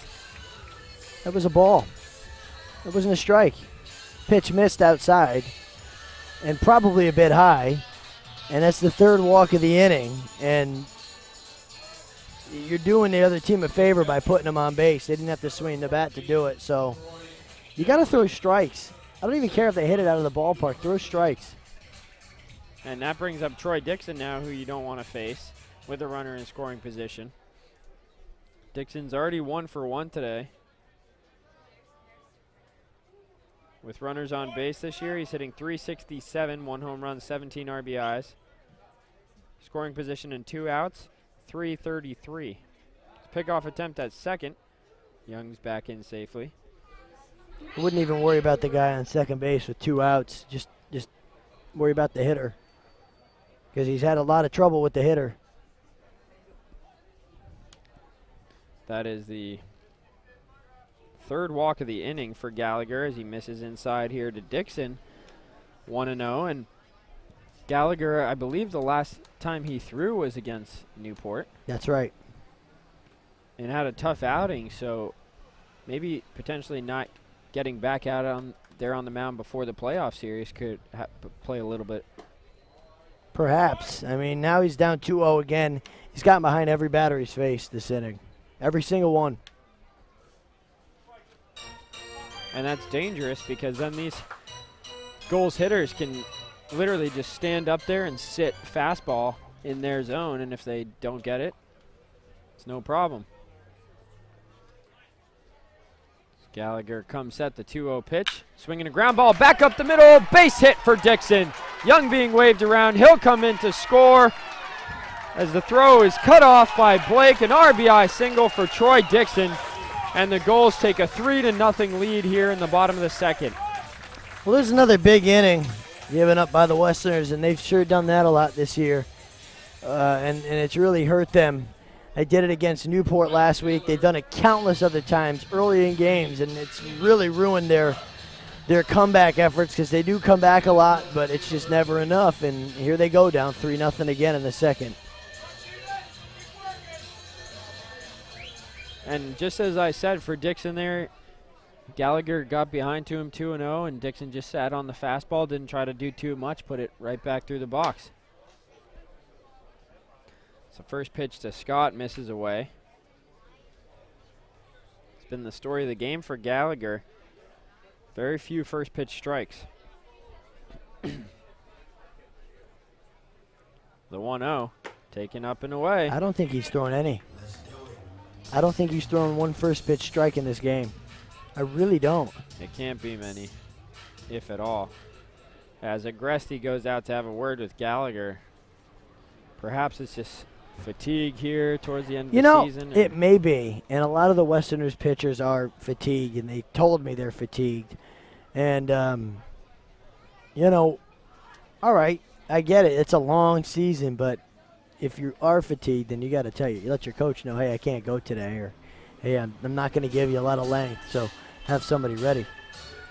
Well, we'll see if he can shut down Scott here, but 19 strikes and 27 balls thrown by Gallagher tonight. So that one finds the heart of the plate.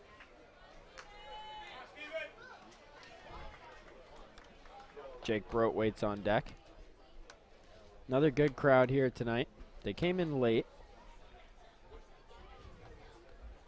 for their Wednesday night game, first playoff game. Scott swings through what looked like a changeup there.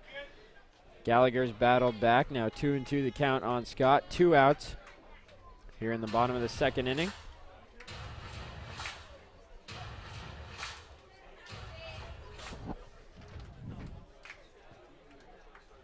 Gallagher comes set the 2-2. Breaking ball, swinging a drive to deep right field. Ranging back on it is Blake. He looks up, and it is out of here. A 3-run home run for Steven Scott. And the Gulls take a 6-0 lead here in the bottom of the second inning. Stay hot, Steven Scott. And that'll be it for Gallagher. He's done. That's his evening. And those are all earned. All of them. What a blast off the bat of Steven Scott. And the Gulls now, folks, here in the bottom of the second, 6 runs on 3 hits. And they really just touched up Gallagher, as there'll be a pitching change here. Smithers. Smithers coming in. We'll take a quick break, and when we come back, we'll have his stats for you here in the NECBL Broadcast Network.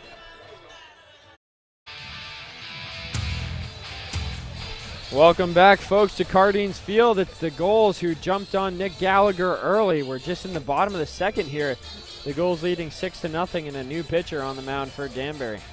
Well, it's Keelan Smithers out of Princeton, and well, they didn't want to bring him in. He's a starter, obviously. He hasn't come in relief all year. He's made 6 starts. This is his 7th appearance, a 3.77 ERA, 1-2 record, 28 2/3 innings. And, you know, his season really started to take its bad turn when he played against this very same team, the Newport Gulls. And his last start against them, he gave up 5 runs in the 5th inning of the game, and that was the 6-inning rain-shortened game. He hasn't looked the same since then. And here he is trying to get out of the second inning. Already 6-0. Well, you mentioned that he's a starter coming into this game. It's only the bottom of the second. They need someone with an arm capable of going a long time in this ball game, and hopefully. I don't know how long Smithers can go. He hasn't gotten out of the 4th inning in his last 3 starts. Wow. Well, that home run by Scott really capped off what was not the sharpest of outings for Nick Gallagher. And now Jake Broad will step to the plate. Nick Gallagher, final line, 1 2/3 innings of work, 4 runs, 6 runs, all earned, 3 walks, and just 1 strikeout. So not how Danbury was hoping to start the playoffs. And that pitching duel we talked about, maybe not so much here.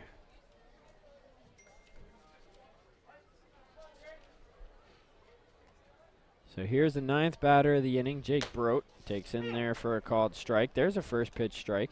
It's the first one of the game. I'm pretty sure From it's Smithers. the very first.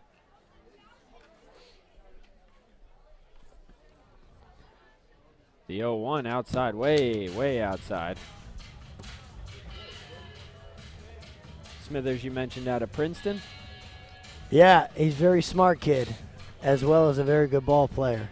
And he's a very good singer. Really? Yes. He sang the national anthem at one of our home games. Look at that, as he misses in the dirt there. You ever sing on the bus? Those guys ever do like a kind of like idol type deal on the bus ride? He sang Michael Bublé on the bus. There you go. We used to do that for soccer, freshman idol, we'd call it. They have to wear the over-ear headphones and blast it so they can't hear themselves. As Broat takes low, now 3-1 the count. So first pitch strike, but then 3 straight pitches missing to him.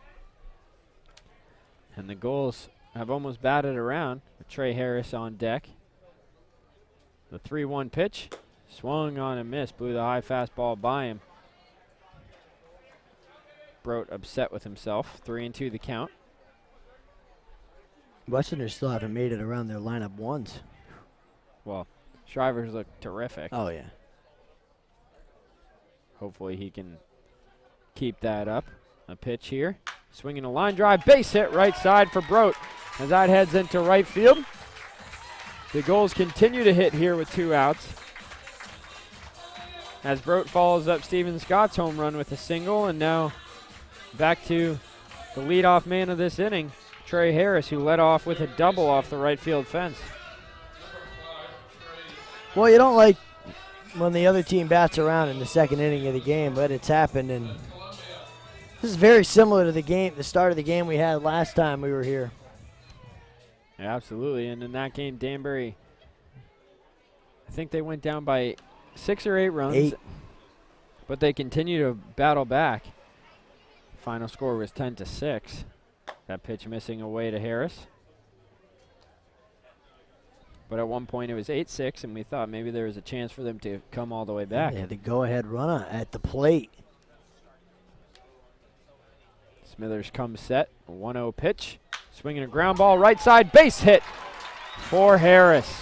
Back-to-back singles through the right side. That's 3 hits in a row for the Gulls. Or I'm sorry, 4 hits in a row for the Gulls now. Second hit of the inning for Harris. And they're again threatening with first and second, and Connor Kaiser at the plate.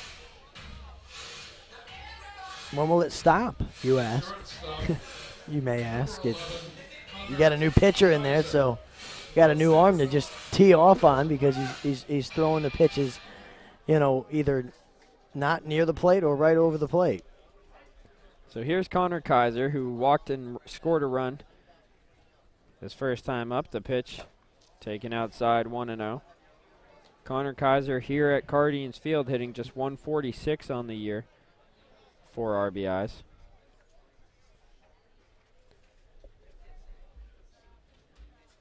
A 1-0 pitch.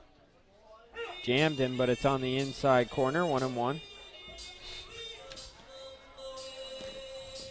A beautiful night here for baseball at Cardines Field. 74 degrees and sunny, not a cloud in the sky that we can see.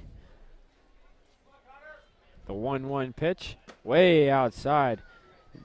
The ball just looks to be slipping out of the hand of Smithers a little, and he shakes his head as he walks in to get the toss from Agresti. He's one of those guys that I mentioned said he was fatigued. Enzo Esposito's another one that said he was fatigued. Is there anyone that's not fatigued No. out there? Testani maybe? Maybe. On the inside court. That's a good pitch. Fastball out of the hand of Smithers. He's been able to ride it in on Kaiser here in this at-bat. Now 1-2 the count. I think the only guy not fatigued is Will John, who's starting tomorrow. The pitch, swinging a high fly, pop-up. Back behind second base, a couple ranging over for it. And it's going to be Uttendorfer who's there to make the catch and retire the side. But the Gulls do score here, and they score big in the bottom of the second. 6 runs on 5 hits. They leave 2 on. We head to the top half of the third inning here at Cardines Field. It's the Gulls with a 6-0 lead on the NECBL Broadcast Network. Sponsored by Ameripride, keeping your Gulls. Fans, swing the same bat that your favorite NECBL players bring to the ballpark each night. Dream Bat Company has been producing quality baseball products since 2005 and is proud to be the official bat of the NECBL. Head to dreambats.com and enter coupon code NECBL for 20% off your entire online purchase. Don't forget to follow Dream Bat on Twitter for updates and flash sales at Dream Bat Company. Dream Bat, the official bat of the NECBL.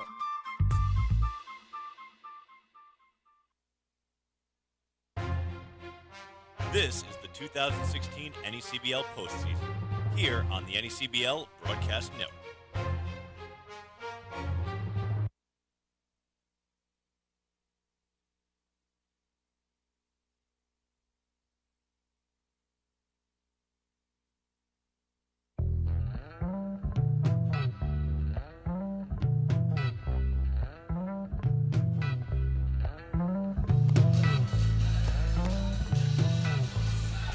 Welcome back, folks, as we get set for the top half of the third inning here at Cardines Field. It's been all goals so far. They put a 6th spot up in the bottom half of the second inning to give Hunter Shriver a 6-run cushion to work with, and Shriver's looked tremendous so far. 6 up and 6 down for him. So here's Ryan Nelson now out of Quinnipiac University. First pitch from Shriver. Swung and fouled back into the screen. 0-1 the count to Nelson. See if Shriver can take this 6-run lead and run with it. Just pound the strike zone, allow the Westerners to put the ball in play. The 0-1 outside, 1-1.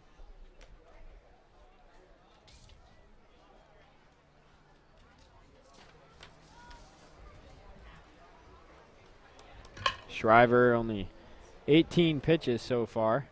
He misses up there. I think with the exception of Testani, all the Westerners that made the All-Star game have struggled since that game. Well, Gallagher started the game, didn't he? Yeah. Nelson struggled, Gallagher struggled, Ding Kong has struggled.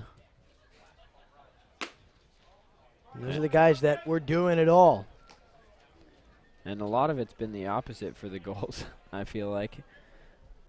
We're just starting to heat up around that All-Star break. They didn't have one starter in the game.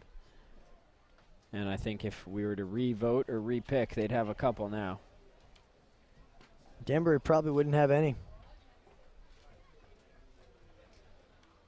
A 3-1 pitch on the way.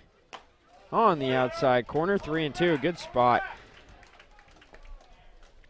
See what Shriver goes to here. He's struck out a couple batters with the changeup so far. Shakes off Dixon twice, now finds what he likes, the 3-2 pitch. Swung on and missed, he got him with the changeup. 4 out, number 1. That is the 4th strikeout of the game there for for Shriver. Just dominating everybody. That's all there is to say about it. Until they decide to start hitting the ball, he's going to keep striking guys out. And it was that changeup that just fooled Nelson. Just took enough off it to get him out in front. And here's Kemp, missing outside.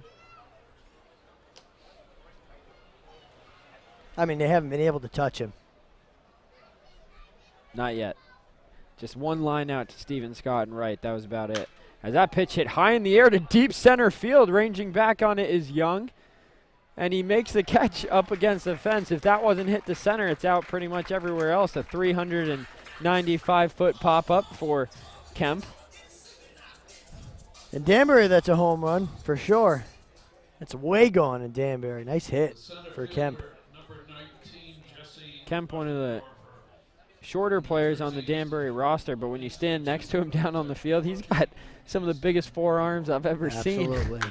That pitch roped, fell, first base line. I saw it hit chalk. I don't. We'll see if we get a replay, if we have an angle of it.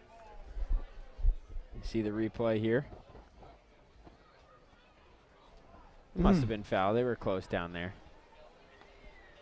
But that was probably the second hardest hit ball besides Kemp. Yeah. Off Shriver. And it's Jesse Uttendorfer up there at the plate. The 0-1 pitch. Tried to check his swing. They say he did not go. So Chris Walker and Tolan Vaquero up here in the booth once again for you guys. The pitch is low to Uttendorfer, 2-1. It's been a heck of a ride.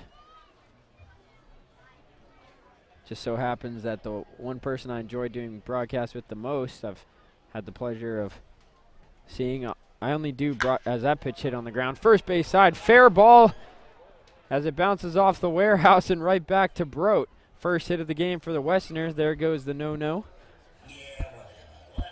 You can finish now.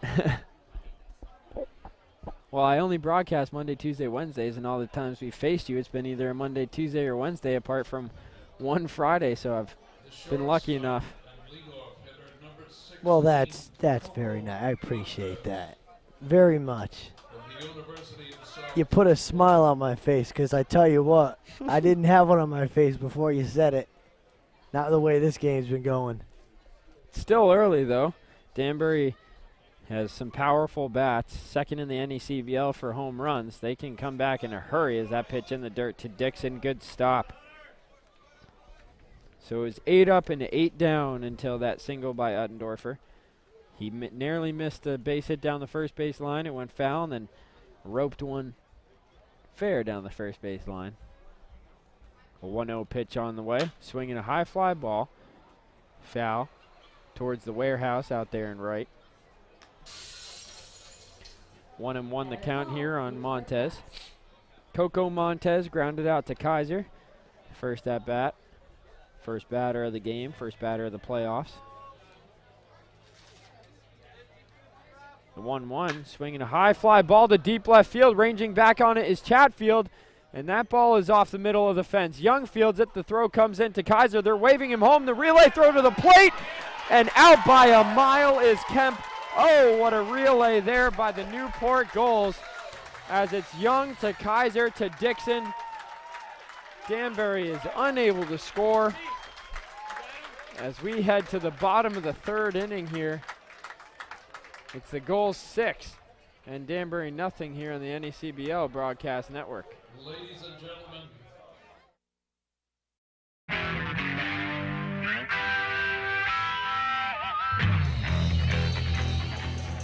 Back here, folks, with the bottom half of the third inning set to get underway. It's the Gulls 6, the Westerners nothing. And if you missed it, in the top half of the third inning, a tremendous relay from left center field by Young. Fielded it off the middle of the fence. They waved around Kemp, who was trying to score all the way from first, and he was gunned out by a mile. You know, I don't know why he was sent, to be honest. There's 2 outs. I know you want to start getting back into the game, and you got your fastest runner going, but by the time Ottendorfer was on third, the relay had already started. It was basically in the infield, the ball, by the time he had just passed third base. There's no way he was scoring. And they could have had second and third, 2 outs. Exactly. With Ding Kong coming to the plate. Just not sure why he was sent. Leading off the third inning. So I believe that'll be a double for Montez. Yes, I gave it. That was a double for Coco Montez, right? A double, and then obviously the put out. And so here's Chris Chatfield leading things off in the bottom of the third. Walked his first time to the plate, facing Smithers. Takes up and in. Lefty-lefty matchup here.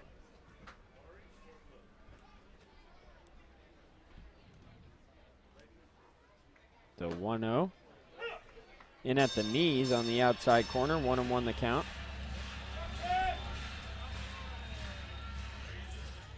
Chatfield over his last 10 games hitting .207. See, dribbles that one fair down the third base line. Fielded by Villar. The throw over to first. Just in time to get the hustling Chatfield. He just got it off the end of the bat. Good job by Villar to get it over there in time. Chatfield was hurrying down the line. But always good to get the first out of an inning. Good job for Smithers. And if the bullpen can settle it down, the Westerners can certainly come back. They've done it all the time. They always come back. And it's because the bullpen settles it down. So hopefully Smithers can go 4 or 5 innings and not allow a run, and the Westerners can chip away here.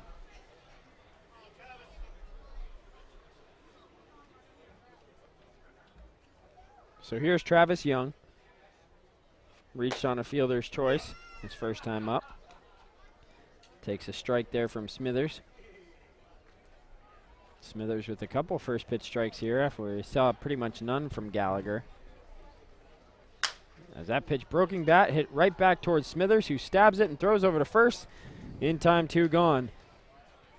And Smithers looking good here in this inning. It's back-to-back weak contact. Right, and I wonder if we go back into the game live after the game.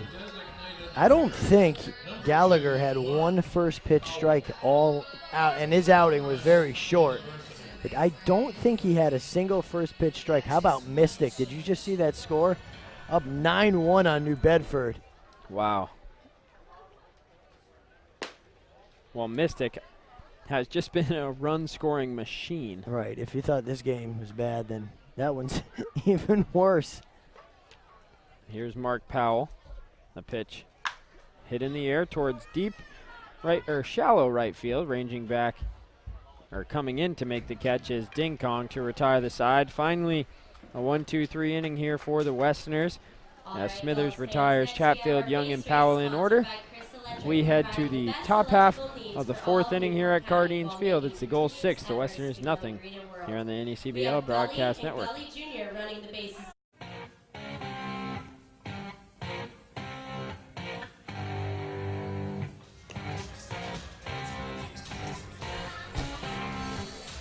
Welcome back, folks, as we get set for the top half of the fourth. It's the Gulls ahead of the Westerners 6-0. Hunter Shriver back on the mound, and here to take you through play-by-play of innings 4, 5, and 6, Chris Walker. Thanks a lot, Tolan. Hopefully these next 3 innings will go a little bit better for Danbury. Maybe just a little bit. Well, Smithers looked good in that last half. He certainly did. He's gotten 4 straight batters out, which is huge for the Westerners in this game because they allowed 6 in the second. But again, if the bullpen can do its job and the hitting can take care of itself, they can certainly put up 6 runs. There's no question about that. So if it stays at 6, we may have a close game at some point tonight if the Westerners bats get going. And here's Gio Ding-Kong hitting in the 2-hole tonight, leading off the fourth, and the first pitch is way inside, and it rolls to the backstop, 1-0. Gio actually pitched in the last game for the Westerners, had a 1-2-3 inning and a strikeout. Fouls it off the catcher's mask here. Hope he's all right. Dixon continues to take a beating behind the plate. Every game I see him take foul balls. Every game I've watched, he's been shaken up, and he's taken a while for that one. That hurts. Your mask gets dislodged. Not to mention it just got hit with a baseball. But it is 1-1 on Gio, and I was talking about him pitching. He went an inning, didn't give up a hit or a run. He faced 3 guys and sent all 3 of them down. It was just he's got a 0 ERA, and boy, if the Westerners were in a pinch, they could certainly use him in a game. I'm not even kidding. As this one swung and a miss, it's 1-2. His fastball was, I mean, it had to be around 90. He had an awesome-looking breaking ball. For Ding-Kong? Yeah, Ding-Kong on the mound. Wow. Struck a guy out with a breaking ball. He pitched a perfect inning. It was so cool to watch. Also hitting 288. Swing and a miss here, ball in the dirt. Throwing the first in time for the first out of the 4th inning. Wow, that is strikeout number 5 already for Shriver. Yeah, Shriver's looked good apart from the single from Uddendorfer and the double by Montez. Pretty much been lights out. And now Paul Rufo will step in. He's 0 for 1. He flew out to right field in the first inning. It was a hard hit ball right at Scott. 35 pitches so far for Shriver through 3 1/3. Perfect. It's exactly what you want if you're Shriver in the 4th inning with not 40 pitches. He's getting ahead in counts. I'm curious to see if the Gulls continue to add some runs to this lead. If they leave Shriver out there for 6 or 7, if he continues to cruise, or do you save him and hopefully get him ready in case you need him in Game 3 of this series or early next series? Perhaps. I mean, you know, if you always want to think ahead, so maybe you only want to go 5 if this lead stays the same. If the Westerners don't come closer, you know, make it 6-3 or 6-4, save him. Absolutely. Maybe you do need him to pitch a couple relief innings in a Game 3. Pitch is upstairs. Now 3-1 to Rufo. Shriver has not walked a batter in this game. He's been lights out. Westerners really haven't had much. Yeah, I expect him to challenge Rufo here, go right after him. 3-1 pitch is high, ball 4. Rufo walks. First walk of the game for Shriver, and the Westerners have a man on with 1 out. Third baseman. And here comes David Villar, who has been red hot, hitting now 276. His average was way in the 100s, around 160, 150, right around where Montez was, and he's now up at 277, 276. It seemed like a couple weeks ago he was below that. Absolutely. That 200 marker, and then when the Gulls came to visit, he had a home run and was player of the game there, and then hasn't looked back. No, he's been the biggest turnaround by far for Danbury this year. Pitch is in the dirt. Now count 1-1, excuse me, to Villar, who struck out in the second. So in Shriver's 5 starts, only one of them was here at home. Here at Cardines Field, he's gone 8 innings, allowing 5 runs. 1-1 is a changeup, swung on and missed. Looks good to the hitter. Looks like a fastball, and then it just slows on down. Well, he Cade Villar on the changeup. Back-to-back changeup, the first time Villar is at the plate. See what he goes to here. 6-0 Gulls in the 4th over the Westerners. Pitch just missed. Oh, and it just missed. 2-2 the count. Yeah, good spot there by Shriver. If you're going to miss, that's the place to do it. Sure. It'll be a 2-2, and it's swung and a missed. Like the changeup. 2 away. Another strikeout. That's number 6. Well, that's impressive. Just the overall command of the changeup by Shriver. He sets it up with the fastball. I haven't seen many curveballs or sliders at all today from him. It's been fastball, changeup. And, you know, a good pitcher will only use 2 pitches, and then as the game goes on, he'll start to incorporate the slider or curveball, and he's done it perfectly, and he's only needed 2 pitches. And here comes Agresti, who struck out last time. First pitch is grounded towards short. Kaiser will flip to second in time, and that's the 3rd out. A 6-4 force ends the top of the 4th inning. Westerners get no runs, no hits. They leave a man on, and we go to the bottom of the 4th. 6-0 Gulls over the Westerners on the NECBL Broadcast Network.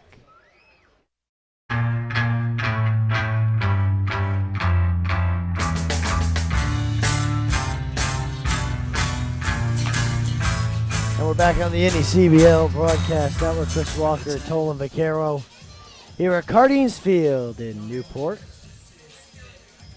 Getting set for the bottom of the 4th inning tonight. We're going to go over to Shannon O'Connell right now for a look around the NECBL. All right, it's the bottom of the 6th up at the Shipyard. Mystic is up 10-3 against New Bedford at home. And then for that battle for the 4th spot in the Northern Division, Keene is down 0-5 against Upper Valley in the bottom of the 5th at Maxfield Sports Complex. And as you know, Chris, it is 6-0 here in Cardines. Well, they don't have to rub it in. No, but how about Upper Valley? They were down at the basement of the league all season, and now they're about to make the playoffs. It's crazy. Yeah, they killed the first game 6-3 against Winnipesaukee. They played that game around noon today. And now they're playing their second game, the bottom of the 5th, up 5-0 against Keene. So they're looking good to get in that playoff spot. Absolutely. Thank you, Shannon. We'll go back to Shannon as the game goes on to get more scores around the league. Well, the only game that's going on besides this one in Mystic is the Upper Valley one, and the winner of that game will be the 4th and final playoff contender in the Northern Division as the Gulls take their swings here in the bottom of the 4th inning. It's Cole Fabio to lead it off against Keelan Smithers, and it's 0-1 as the pitch was swung on a miss.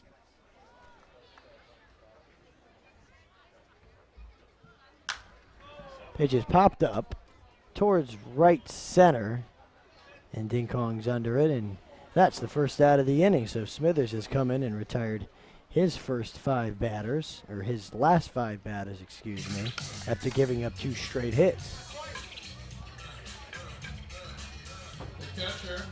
Brings up Troy Dixon.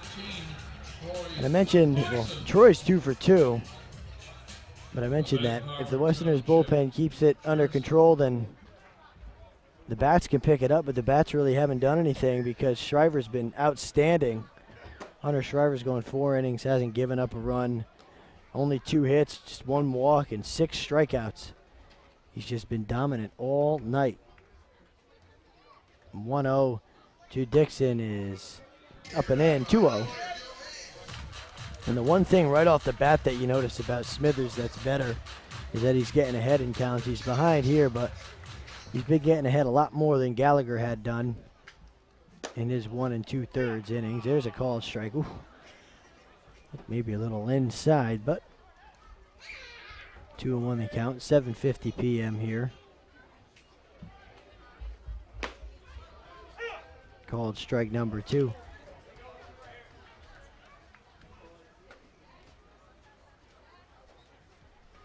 Dixon trying to hit his third hit and his third at-bat, only in the 4th inning. Pitch is way outside, so the count runs full. Smithers, usually a starting pitcher, probably didn't expect to get in the ball game today. But because Gallagher struggled so badly in the 2nd inning, he gave up the 6 runs, capped off by the home run by Stephen Scott. Here he is. And that is ball 4. First walk issued by Smithers in this ball game. And it brings up Stephen Scott, who I just talked about with that home run. Right fielder, number 3, Stephen Scott. Perry, North Carolina. Westerners have gotten themselves down early in the game again. As I mentioned, Tolan, welcome back. Thank you, sir. It's just crazy how it's happened again. I was just mentioning to everybody listening that, so many times this year Danbury gets down early in games and has to claw their way back. And a lot of times it has worked the comebacks, but so many times it hasn't turned out. When you give up 6 runs in an inning like they did last time we were here, it's just so hard. Well, you can come back several times in a season, but when you continue to find yourself in a hole, it eventually takes its toll, and you can't come back from every deficit. That's the problem. Right. You could do it, maybe 1 out of 5 times. Every game, you can't do it. You can only score so many runs, especially when you run into a hot pitcher. And when you're in the playoffs, it doesn't matter what league it is, you're going to get the best pitchers. And the Gulls got the Westerners' best pitcher. He just had a terrible day. Well, yeah, not what we expected. And again here at Cardines Field, Cardines has just kind of plagued him, I guess. Right. He was good in the All-Star game in the inning he pitched. That's about it, as this one's fouled off out of play onto America's Cup. Is it Avenue? It's Avenue, right? Better call. Nice job. Full count. I couldn't tell you the streets near Danbury. Well, all I know is that where we play is off of Mountainville Road. Noted. 3-2 is a ball, and Scott works a walk. 2 straight walks by Smithers. And have you found a theme in this game? Walks and extra base hits. That's it. The Westerners' theme is walks. They walk a lot of batters. Here's what was funny about that. We saw Dixon on the move. I know it was a 3-2 count, but before the game, my prediction for him, I give him one every game, was 3 for 4 on the day with a double and a stolen base. And he never really attempts to steal, so I would have liked him to steal a base there. That would have been cool. He would have had it stolen, but obviously it was either going to be a foul ball put in play, a strikeout, or a walk. He'll so take third here. It wasn't going to be a stolen base. But hey, all right. If he does it for you, then it's worth it. Pitch is high to Brote. And I just said it before you got back. Boy, Smithers has done a good job of getting ahead of batters, and he's walked the last 2 and gotten behind. Well, I mean, he's Brote. still done a better job than Gallagher did out there. This is true. 1-0 on the way is in the dirt. It gets away from Agresti. And it's a wild pitch. And it's going to get Dixon to third and Scott over to second. Thanks to our official scorer, Jarek Krajewski, for that wild pitch call. Be careful here on Brote. Down 2-0. You don't want to leave something over the heart of the plate. He will make you pay, similar to Stephen Scott. And Stephen Scott stayed hot with the walk. Yes, he did. And with the so did Troy towering, Dixon, though. yeah, and with the towering home run. Pitch on 2-0 is grounded right back to Rufo. He's going to go to first. Look everybody back. Good play. Impressive. By Paul. And he did it perfectly right there. Made sure everybody was where they were supposed to be and gets the out at first for out number 2. That ball was roped off the bat of Brote. Yeah, good play by Rufo to just make the play. Not much reaction time there. No, he was in on the grass right on the lip of the infield dirt. And here comes Trey Harris, who's 2 for 2. And if I get the innings wrong when I'm calling for the Gulls hitters, it's because I've had to shift everything in my scorebook over. So I'm in the 5th inning column, and it's only the 4th. Pitch is outside from Smithers. You can almost tell, looking at Smithers, when the pitch is going to be outside because of his arm angle. He doesn't have the same arm angle. He changes it up a lot. And it's not like he's trying to. It's just his arm is tired, obviously. He's told me that. But you watch. See, that was a good one as it's grounded to short where Montez throws on a first in time. We'll talk about his arm angles next inning when he comes back out for the 5th. But no runs across and no hits. 2 men left on for the Gulls. We go to the 5th. It's 6-0 Newport over Danbury on the NECBL Broadcast Network.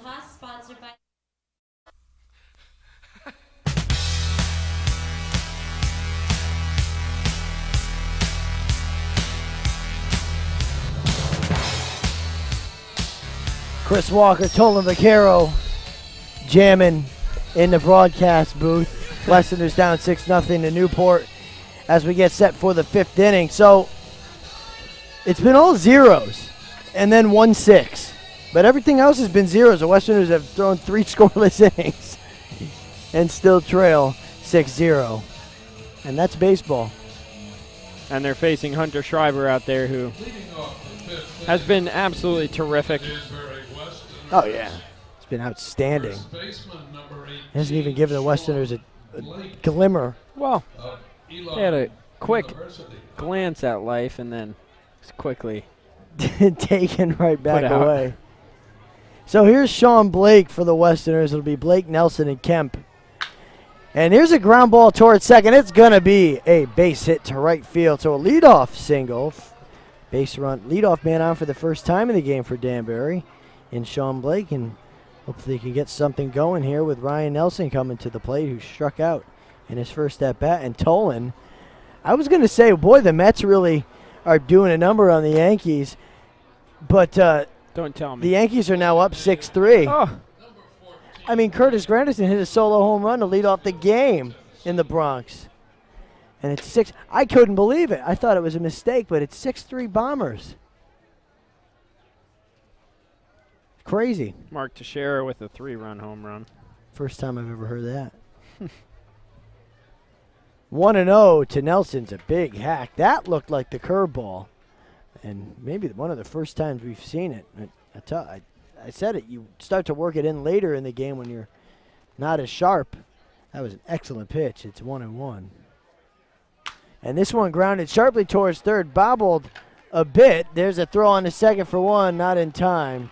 The throw on the first. No double play there, but Harris did a good job of getting the ball quickly over to second. You see the replay. Watch Brote. He tries to sell it here as if there was no doubt he was out. He started the throw around, but Nelly beat it just by a hair. And a fielder's choice. That's the first out. Still man on first for Ryan Kemp, who had the longest hit ball of the game for Danbury. Probably any other part of this ballpark, it was a home run. He squares to bunt, puts it down. The throw on the first in time for the second out of the inning. Smart play there by Dixon. Up 6 runs. You can afford to have that base runner advance to second, and he kept it in play there. Right, good play. He knows the score, knows the situation, and they bring up Jesse Uttendorfer, who's 1 for 1. He had one of Danbury's 2 hits in this game back in the third. Nelson now on second base. And Nelson, I was going to mention before Kemp squared a bunt, he's really been sliding lately. It started with, again, the All-Star game. After the All-Star break, he's really scuffled, and I think there was an exclamation point put on it last time we were up here when he struck out 5 straight times. Well, they still have played well enough to get themselves to this point, at least. No, absolutely. This is a broken bat blooper into center field. It's going to be another hit for Uttendorfer. They're going to send Nelson around. Here comes the throw. It is not in time. And Nelson is Danbury's first run of this ball game. It's an RBI single for Uttendorfer, and it's 6-1 Gulls. Well, I was a bit worried when they were waving him around. Young does have a good arm. If that was on line, they may have had him at the plate. Yeah. The throw beat the runner, but it was offline a bit to the right. And it's 2 for 2 for Uttendorfer. Good to see from Jesse. He's slumped a bit. And it'll bring up the top of the order. So 1 run across, now 2 outs in the top of the order. And Coco Montez up, who doubled last time up. First pitch is low, 1-0. And this is how it starts if you're the Westerners. You got to get the first one. And then you got to try to tack on a couple. It's only the 5th inning. Still very early in this game. Well, I said that runner, Nelson, at first didn't matter when Kemp bunted him over, but pays dividends there. You know, there's that changeup again, Tolan, and the pitch is outside when it's coming in, and it ends up outside, but it looks so good because it's slow, but it just has that small break, and it's fooled everybody tonight. 1-1 to Montez is low. It's 2-1. Dixon with a nice attempt at a frame job there. So you hear the fire truck behind us. The Newport Firehouse right behind Cardines Field here. I remember last time they were out 3 or 4 times. That's in there for a strike. It's 2-2 to Coco, and he could certainly put a ball out of here. He's got 4 home runs on the season.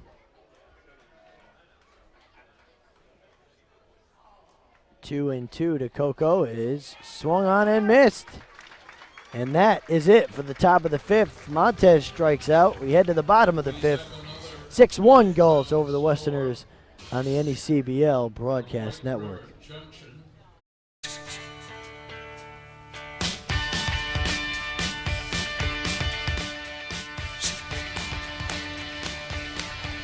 We're back on the NECBL Broadcast Network. Chris Walker, Tolan Vaquero here in Newport. I tell you what, forget the score. I love being in Newport. Anytime you can get in Newport, it's a great day. I spent the day over here. We talked about it on Roundtable earlier with my family. They're here watching the game. You know, it's just such a cool city. Just all around, you got the boats, you got the restaurants out near the water. It's just awesome. The city by the sea. It's just an awesome place to spend a day, and you really need more than one day to do it, as this one's hit foul and out of play by Kaiser. The only problem is you need more than one day to do it, and you need to have saved about 8 of your weekly paychecks. Right. Oh, it's going to cost you. It certainly will, but I'll tell you what, it's a cool place to be for sure, and so is Cardines Field. As the pitch is high, now 1-1. And you've gotten to spend your whole summer here. The last 3 summers, actually. 3 summers, wow. Working at a hotel in the area. And that's cool, they take you back every summer.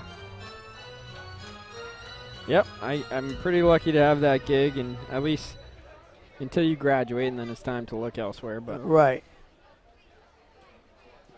Pitch swung and a miss. Now 2-2.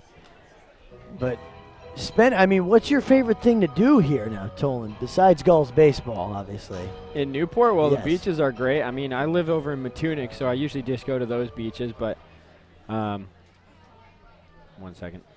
Pitch is popped up, way up there. Man, everything's been hit right over there in the right center field, and Uttendorfer's got it for the first out of the inning. Well, it looked like that ball started towards the left center right. and just curved all the way over. Kind of hard to see, the lighting a little bit weird here, but there's this really good burger place just right over here called Mission Burger. And that's probably my favorite thing, just incredible burger. Mission Burger? Mission. They're on a mission. If we're up here Friday, that's where I'm going. You will not regret it. I hope not. Chris Chatfield takes at call strike 0-1. And I love going to places that people recommend, so that's definitely on my list. Pitch is inside to Chatfield, 1-1. He's 0 for 1 with a walk tonight. Slow dribbler to Villar at third his last time up. 1-1 outside, 2-1. And although Smithers has walked a couple of guys, he hasn't allowed a run, and he's kept the Westerners relatively in this ball game. 6-1 now the score. 5 runs is impossible to overcome. Pitch is grounded towards Rufo at second. He charges it, throws on to first in time. 2 away. Nice play by Rufo. He's impressed me today. Rufo's an excellent fielder. He's probably the best. That infield is very good now that the season is going on and they've gotten their starters in place. Montez is an outstanding shortstop, but he struggled for a bit. He did. Rufo has been solid all the while. It's very rare to see him make an error. And that brings up Travis Young. Young scored one of those runs in the second. First pitch is a called strike from Smithers. Smithers started in the second inning. Got the last out of that inning and has pitched the third, fourth, and now 2/3 of the fifth. Pitch is grounded towards Villar. Right at him. Nice hop. Over to first. It's a 1-2-3 fifth inning for Keelan Smithers, and he has settled in nicely, and hopefully that'll settle the Westerners down and get them some runs. We'll see how they do going to the top of the sixth here on the NECBL Broadcast Network, down 6-1.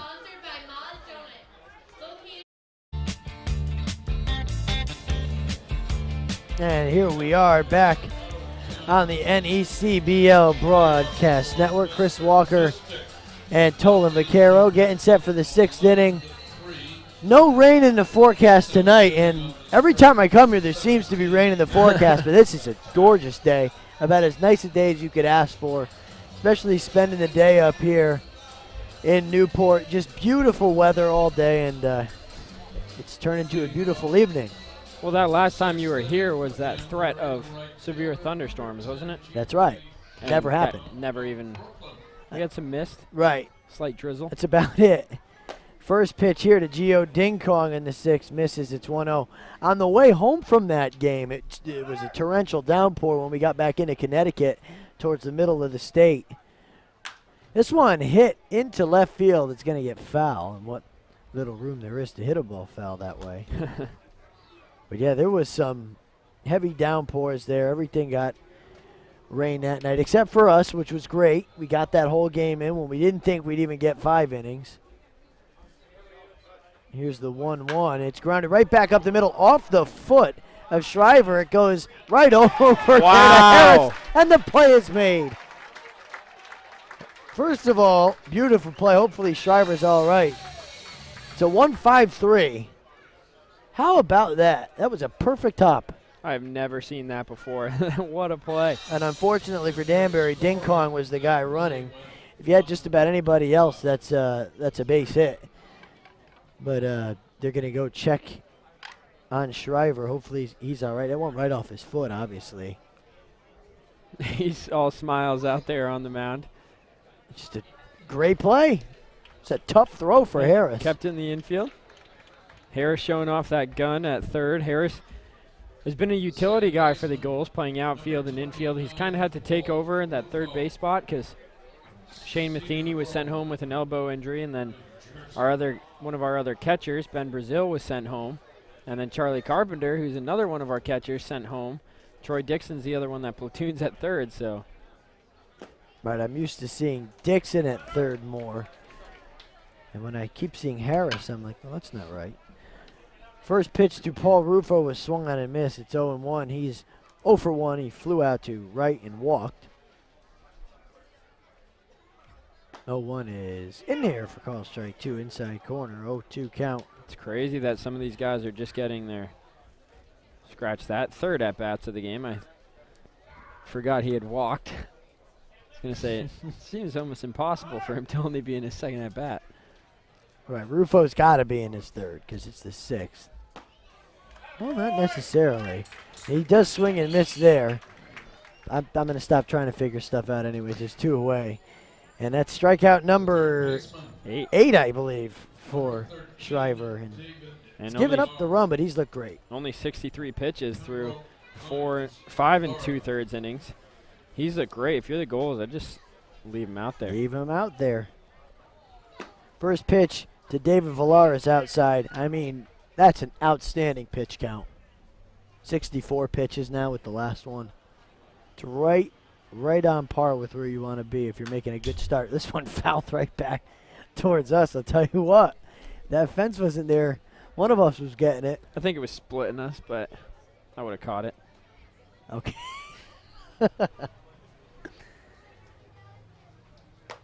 Swing and a miss. Tell you what, Valares looked awful on those that changeup tonight, and Shriver knows it. Yeah, Shriver's had his number with that changeup. 2 strikeouts on it so far. We'll see what he goes to here. Looked like the changeup again, but it missed high, and the count is even at 2-2. I think the only thing left to get here at Cardines Field is a radar gun so we can get readings every pitch. Sure. It's got everything else. Other than that, we pretty much got everything. And you look at the broadcast of the game that everybody's watching. It's outstanding. You get spoiled when you come here. 3-2 to Villar. Swing and a miss. The changeup. 9 strikeouts through 6 innings. My goodness. Whew. Shriver's been red hot tonight. Westerners have not. We get to the bottom of the 6th inning. It's 6-1 Gulls over the Westerners on the NECBL Broadcast Network.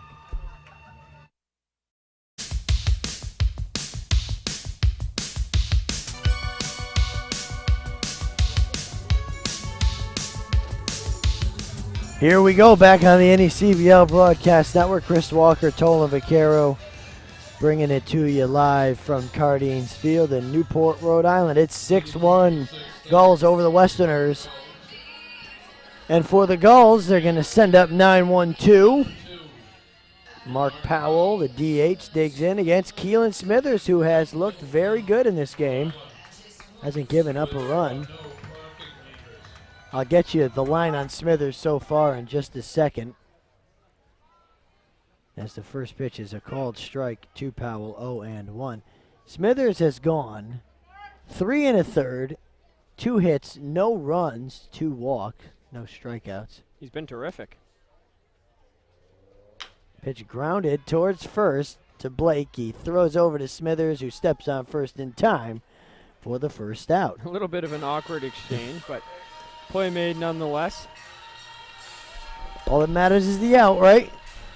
But Smithers has been the butt end of a couple of the jokes with the team because he dropped one of those a couple of games ago and they got on him for it. So he made sure he had it there. Top of the order now, Cole Fabio. He was 0 for 2, believe it or not, with a walk. And the pitch is high for a ball. Well, Fabio hitting just .277 on the year. I say just, that's a very good number. One fouled off right field side out of play. But he's hitting .304 over his last 5 games and .289 over the last 10. Yeah, 277 is a great average. Having a good year. 1-1 from Smithers is a bit low. Count 2-1 to Cole Fabio. Westerners usually, if they come back, it's usually late in the game, so it's approaching time for them to start doing something. So Smithers has to have a good inning here because the Westerners love to come alive in the 7th, 8th, and 9th. Well, here's the problem. They've been able to hold it at 6 runs, but they've just been unable to push more than 1 across. Right, and here's Fabio. He works a walk with 1 out. And with the way Shriver's been throwing, right, you're not going to get many opportunities. Right, you would love him out of this game right now, but, you know, they've got guys. They've got Cairns, who is just ridiculous. 0.95 ERA. It's unbelievable. I mean, you've got guys that can get it done for you for sure. Now, I see that Steven Scott and Charlie Carpenter have pitched in games this season for you guys. They have Steven Scott, Charlie Carpenter, and Trey Harris. Steven Scott had a 1-2-3 inning. Charlie Carpenter looked good, but it was Trey Harris who walked, I think, 8 over 2 innings. Wow. Smithers steps off. It's 0-1. Let's see. To Dixon. Trey Harris, a 9 ERA, 3 innings of work, 8 walks, 5 strikeouts.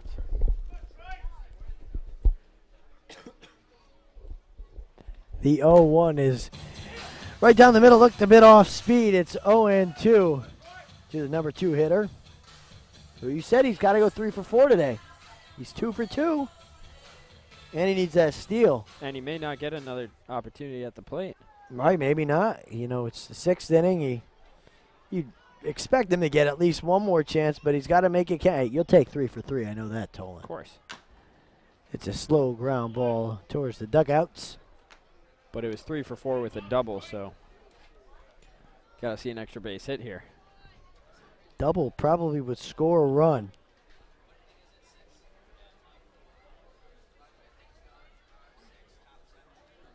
Yeah, Fabio on first, tremendous speed, those 14 steals. I wouldn't be surprised to see him going here, even against the lefty. The 0-2 from Smithers. Runner goes. It's a ball. The throw to second is not in time. Stolen base for Cole Fabio. Maybe I should start being a psychic. There you go. That was a very good pitch to go on. You said it. Pitch was low. Nice throw by Agresti. Nearly got the runner. But Fabio's too quick. And now Dixon with an RBI opportunity here. A big hole in the left side right now.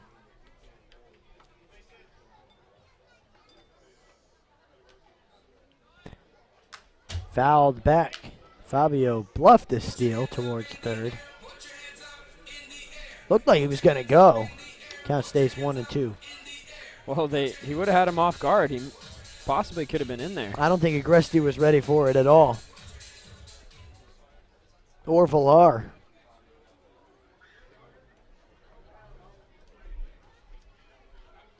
One and two the count. Smithers in the stretch. Pitch is outside. Now the count 2-2. I'll tell you what, Fabio is causing all kinds of problems on second, dancing all over the place. And Dixon at the plate continues to just work the counts. 2 singles and a walk. He's seen the ball very well here. Right, if that camera stayed on Smithers like that or right there, you're going to see him dancing off second base. There he goes. And Smithers doesn't want any part of it. He steps off. And that's excellent by Fabio right there. Absolutely, getting his head, keep him from focusing on Dixon. Hopefully he grooves a pitch here. Pitch is in the dirt. Good hold up there by Dixon, and the count is now full. Good job by Troy. Or no. He's calling him back. I knew that wasn't 4 balls. He ran down the first baseline. Oh boy, is he going to catch some jokes for that. Oh yeah. Oh boy. That's great. He pounds his chest too aggressive there. My bad, he says. I can imagine what the bus is going to be like tomorrow or after this game. Still a full count. The runner goes. The pitch is high. Ball 4, and the throw is not in time. Wow.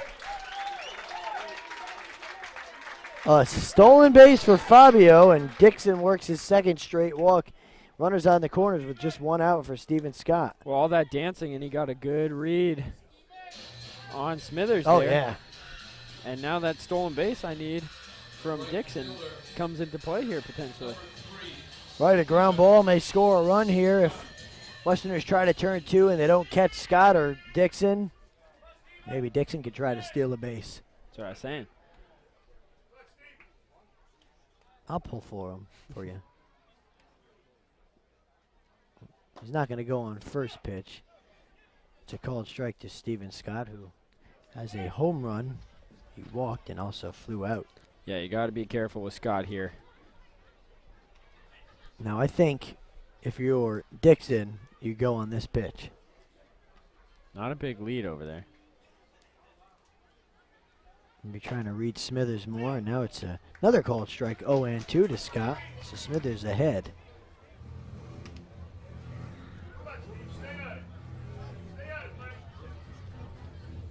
Troy Dixon picking up Coach Leyva down there at third, as is Steven Scott.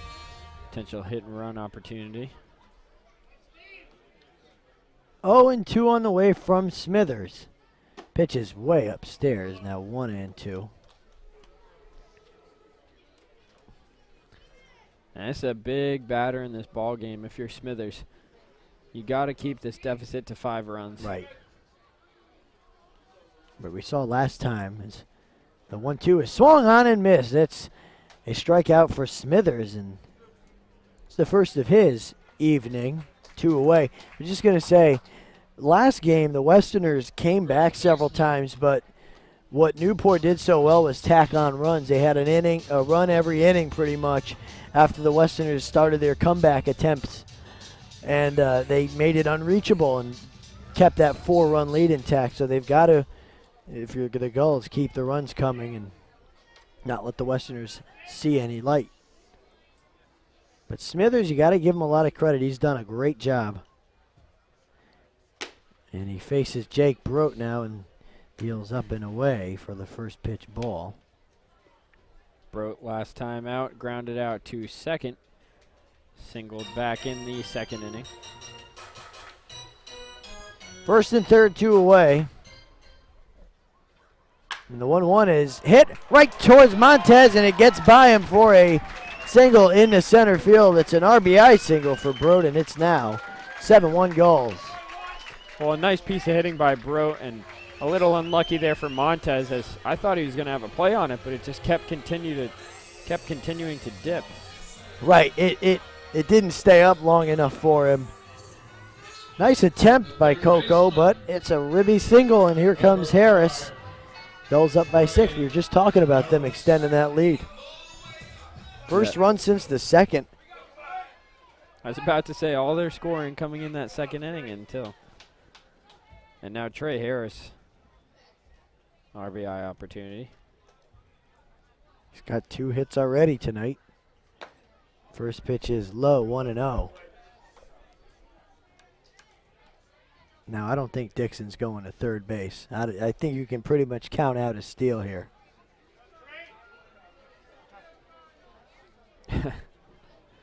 "1-0 is inside." How about those scores? You want to go look at the scores? Because those scores are changing right now. We could. Let's go to Shannon O'Connell.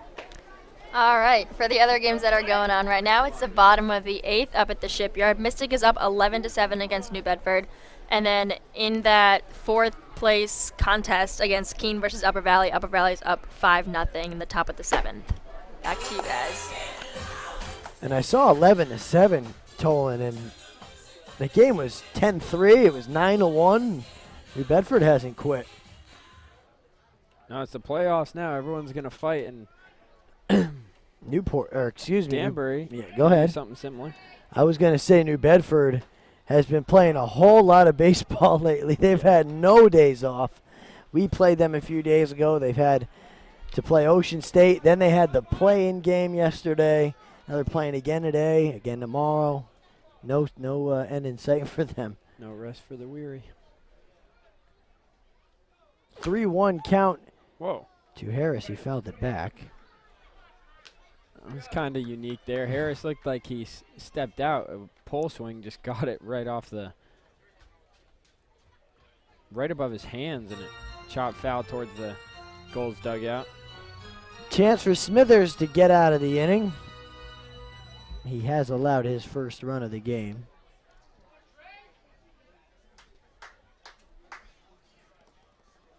First and second, 2 away. Bottom of the 6th inning. And the pitch is outside, ball 4. Just outside. And it's bases loaded here in the 6th for Connor Kaiser. 78 pitches thrown for Smithers out there. And that is going to be his last. Here comes Josh Perro, and by the looks of it, it looks like Billy DeVito is going to come in. We'll see if Perro does change pitchers. DeVito looks like he's ready, but he's not coming in yet. And he leaves Smithers out there. DeVito's ready to go. But Smithers probably told Perro, I want this guy. Because Smithers, knowing him, he does not like to back down from a challenge at all. And in the one time he's seen Kaiser, he got him to fly out to center. This has been his toughest inning so far. Just after 8:30 p.m. on the East Coast. First pitch to Kaiser is high. I would imagine Smithers is getting tired. You said now 78 pitches. And, this is right around where he's been in terms of innings. He's at 4 innings now. It's about his limit as that one catches the inside corner for strike 1. Kaiser didn't like that, thought it was inside. Had a couple words there for John Leeds. I still love the 3 umpire crew. I love it. Pitch fouled off into the netting. And it's 1-2. Not that the regular season doesn't matter, but as you get into the playoffs, you need to make sure that you're right with the calls you make, and you can defer to others in case there's a question. Exactly. Because we saw we've all seen questionable calls every season of baseball we've ever watched, and it's called strike 3, no doubt about that. And Smithers says to Josh Farrell, I can get out of the gym, and he did, and only allows 1 run. It is 7-1 as the Gulls add a run over the Westerners as we head to the 7th here on the NECBL Broadcast Network.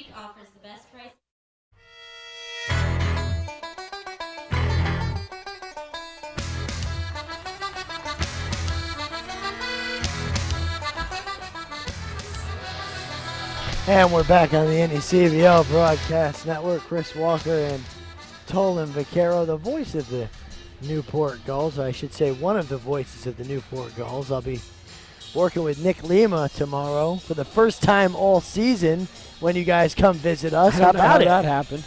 Well, anyways, take you through the last 3 innings of play-by-play. It's Tolan Vaquero. Thank you, Chris. Hunter Shriver back out on the mound for the Gulls. He's been terrific. So far this game, just 1 run allowed on 4 hits for Danbury.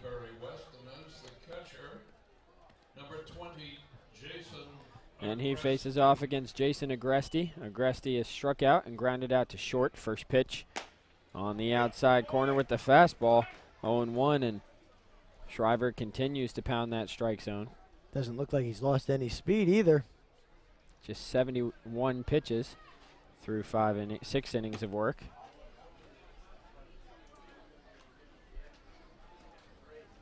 So for Smithers, I assume that'll be his last inning of work, potentially.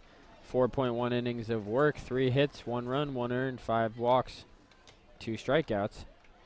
So good performance by him coming in for Gallagher. That would have been needed it. If that was his start and he did that, that would have been beautiful. That would have been all the Westerners need. Excellent job by Smithers. The count now 1-2 here on Agresti. The pitch from Shriver is low, 2-2 the count. There's a fastball there. See if he comes back with the changeup. He's had Villar's number as Villar struck out 3 times in the game. And in there for a called strike 3. Down goes Agresti. And for Shriver on the game, that is his 10th strikeout. Well, that says it all right there. Westerners really haven't had much of anything tonight. 10 strikeouts. It's not very common in the NECBL for 1 game at all. That's outstanding. I think that's the first time that I've seen it this season, actually. I agree. So the first pitch now to Sean Blake misses. 1-0. With Ryan Nelson waiting on deck, Blake has singled off Shriver. And he hits that one deep to right. Good thing it's foul, because that would have been way out. Wow. Didn't even come down. I didn't even see it come down. That was a blast. Still going up to the moon. A 1-1 pitch. Change up inside. Blake thought about it, but wisely lays off. It's a good take. That pitch kind of came back, almost got part of the strike zone. A 2-1. Slow dribbler back towards the on-deck circle. Almost a nice play made by Nelson.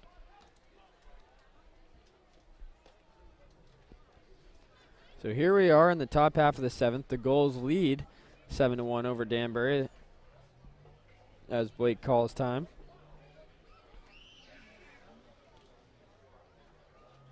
It's been a tremendous performance by Shriver at the pitch. He's outside. Dixon can't do anything there. It's the count now 3-2 on Sean Blake. There's only been one walk in the game issued by Shriver. It's been very efficient. A payoff pitch on the way. Looked like it would have been strike 3 had Dixon held on to it, potentially. And it just kind of fooled the umpire. Yeah, pretty much. Now, Tolan, who do you guys have tomorrow starting for you? Not quite sure yet, as Cousins went home. But it just got word it's going to be Blake Battenfield out there. He was a new addition just a couple of weeks ago, and he's been terrific.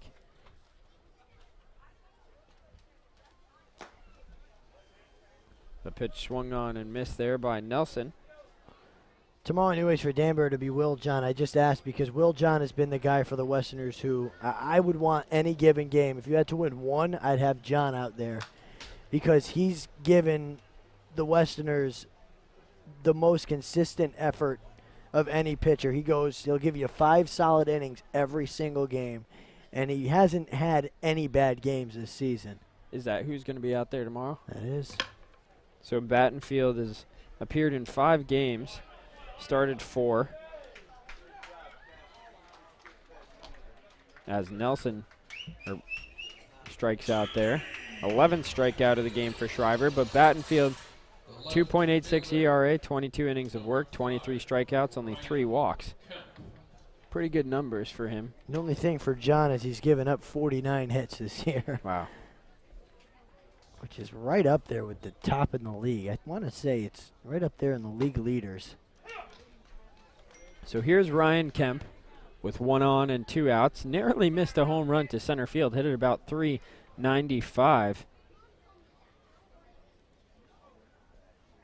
And he hits that one back up the middle towards Fabio, who fields it and flips onto Kaiser with the glove. Getting a little fancy out there to retire the side. Another good inning of work for Shriver. As we head to the 7th inning stretch here at Cardines Field, and we'll stay here live as we'll pick up the 7th inning stretch sung here for the first time in the playoffs at Cardines. Cardines Field, sing "Take Me Up to the Ball Game," and that includes the volunteers. Let's hear it. Take me out to the ball game. Take me out to the crowd. With some peanuts and crackers. I don't care if I ever get back. Root for the ball stick. They don't win, it's a shame. For it's 1, 2, 3 strikes, you're out of the old ball game. Wonderful, wonderful.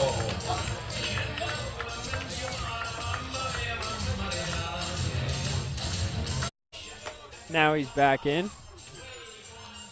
So Smithers back on the mound, and we're still awaiting the official attendance for tonight's game. But on the season, the Gulls led the NECBL in total attendance. They had a total of 45,904 fans visit during the regular season. That's an average of 2,087 per game, which was second in the NECBL. Let me see. I bet Valley came in first. Not quite sure. I would bet that it was Valley because when we went up there, I mean, that place was jam-packed. Really? There were over 3,000 there. Wow. And it was just a regular season Saturday, 5 o'clock start. It was packed. One of the ballparks I didn't get to go to this year is Valley. It's so cool. Mackenzie Stadium is just an awesome, awesome ballpark. It's a very spacious ballpark. Well, for Danbury, 6,515 total fans this year. 296 per game. And we weren't in last. No, 10th. That's not bad for us. 300 a game is pretty darn good. So here's Chatfield. I don't know where we'd put 2,087 fans. Well, you have what? The one bleachers, we have behind the plate zone. and then in front of the press box. I don't know where we would put 2,000 people there. The 0-2 to Chatfield. Oh, just missing inside. Chatfield could have got rung up there. He could have. You called it the refreshment zone. That's funny. All right, hey, why don't we go check out scores? Shannon's calling us over there. All right, so that game against Upper Valley and Keene actually just ended. Upper Valley beat Keene 5-0, so they will be playing up at Sanford at Goodall Park tomorrow at 6:30, and that will be the 1 seed versus the 4 seed competition, and then Valley versus North Adams will also be tomorrow. So that was that 4th and final playoff spot? Yes. Upper Valley clinched that one. That's awesome. They were way down in the basement all year and then sneak in. I thought Vermont was going to get it personally, but they just kind of fell off at the end. So here's Travis Young. Takes on the inside corner here.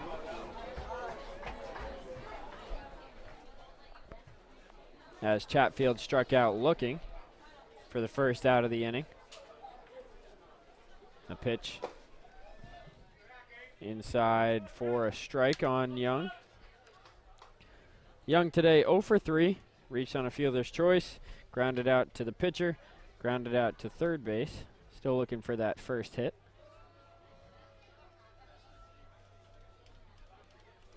The 0-2 on the inside corner for a called strike 3. Back-to-back batters that have been rung up looking for Smithers, and he looks good again. Hey, it's the last 3 guys he's faced have struck out looking. Boy, he's gone 5 innings now, only 1 run.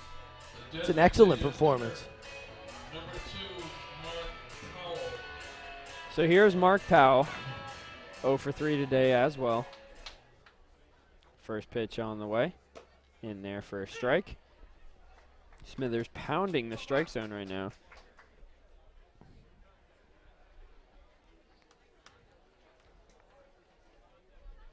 The 0-1 pitch, swung on and missed, 0-2. Smithers looked ready to come out of the game, and he's caught fire. Well, I don't know if he was ready. I don't think He wasn't ready, but he was about to get pulled. The 0-2 pitch, swinging a drive towards right. Dropping quickly, and there to make the diving catch is Ding Kong. What a play out there in right to rob Powell of a base hit. It's a 1-2-3 7th inning for Smithers. We head to the top half of the 8th here at Cardines Field. It is the Gulls 7 and the Westerners 1 here on the NECBL Broadcast Network.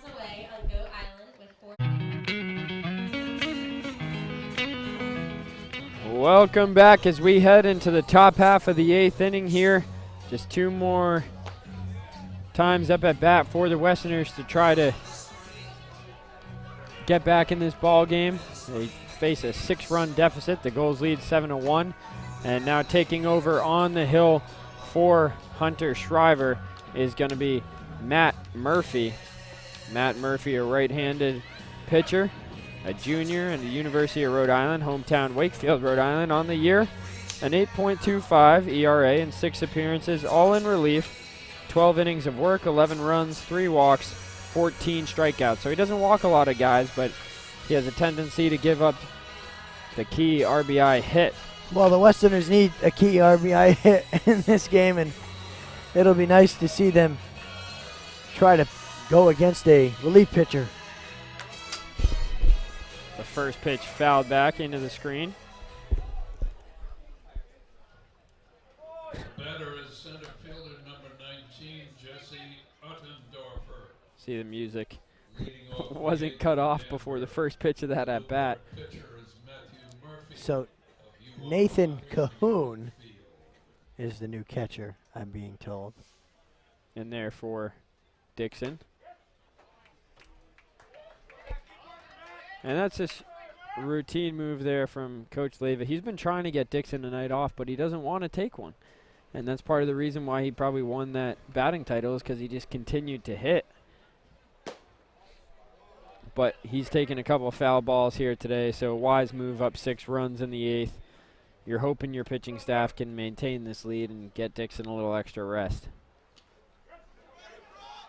As that pitch is swung on and missed, the throw down to first. He's going to be in time, so 1 up and 1 down for Murphy. A strikeout there of Uttendorfer. That was only his 3rd at bat of the game.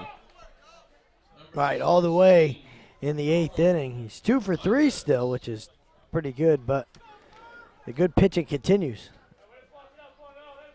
So the final line on the game for Shriver, 7 innings, just 4 hits, 1 run, 2 walks, and 11 strikeouts. That's top quality collegiate baseball stuff right there. It's outstanding. That's I want to be drafted soon stuff. On the outside corner by Murphy. 1-1 the count to Coco Montez. Montez 1 for 3. Struck out back in the 5th, doubled in the 3rd, grounded out to short in the 1st. The pitch swung on and missed, blew the fastball by him. Picking off where Schreiber left off. Yeah, absolutely. The 12th combined strikeout of the game after the strikeout of Uttendorfer. Now the 1-2 in the dirt. Good block by Calhoun. I'm getting so used to these guys from Newport. Cahoon's in there. I'm like, what's going on? I haven't heard his name all year. Cahoon's only played in 3 games, 2 at-bats, no hits so far. He was the bullpen catcher all year, and then they activated him before the deadline because they were in desperate need of an extra catcher. Well, it's cool to see that he stuck with the team and gets rewarded for it. Absolutely. A pitch is inside and low. 3-2 the count now on Montez after Murphy was ahead.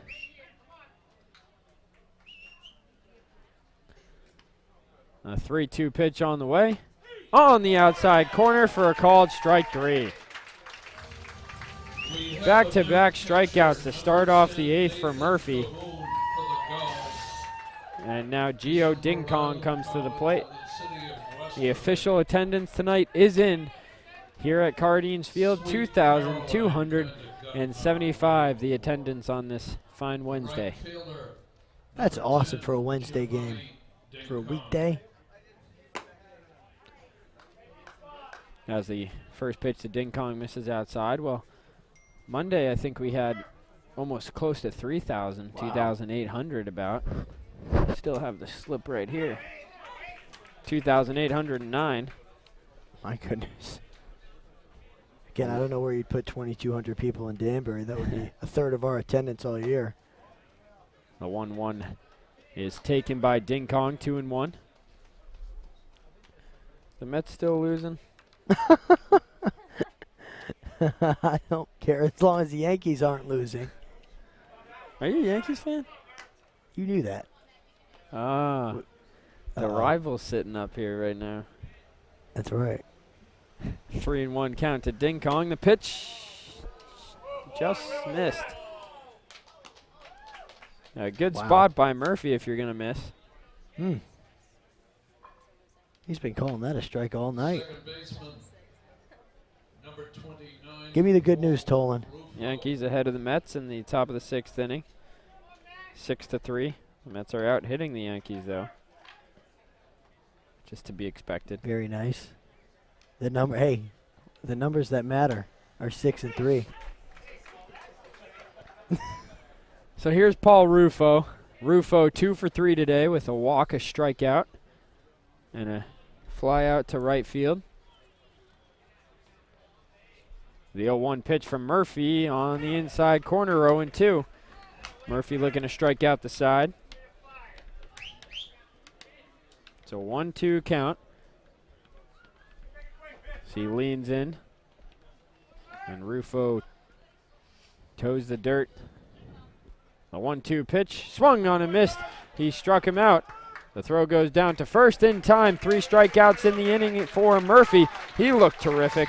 As we head to the bottom of the 8th inning here at Cardines Field, the Gulls maintain that 7-1 lead over the Westerners here on the NECBL Broadcast Network. We have all the kids out here.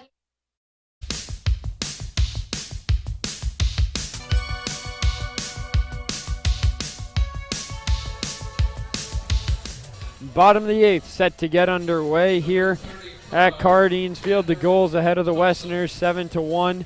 They've looked terrific here in their first playoff game, but it was led by Hunter Shriver, who had 7 tremendous innings of work out there on the mound, striking out 11 on the night, and a new pitcher is out there for the Westerners here. Well, Tolan, it's Tanner Thompson with his 4.09 ERA. It's his 8th appearance, all in relief, 11 innings, 12 hits, 9 runs, only 5 of them earned, 9 walks, 14 strikeouts. He's been a pretty good guy to go to in the bullpen for the Westerners in the second half of this season when they got him. Well, he'll be facing the best part of the Gulls order, 1, 2, 3, although Dixon is now out of the game, and Cahoon coming in, taking his spot.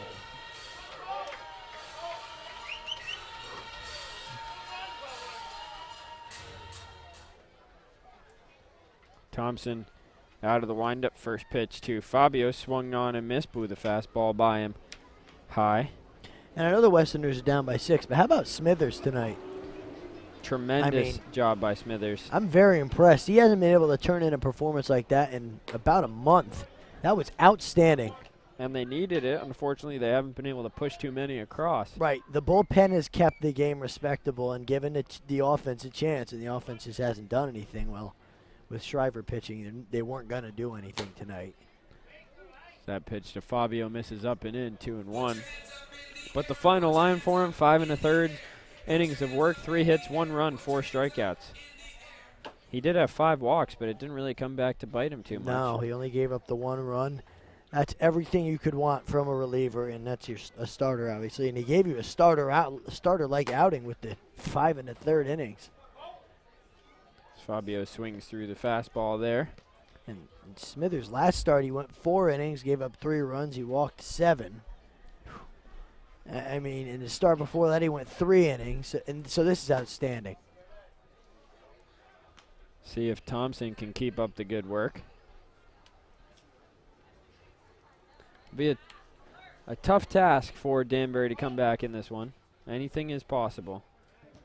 I'm assuming they'll face Blake Cairns as Fabio is rung up on strikes for the second time. Both times it's been looking, and he doesn't like the call.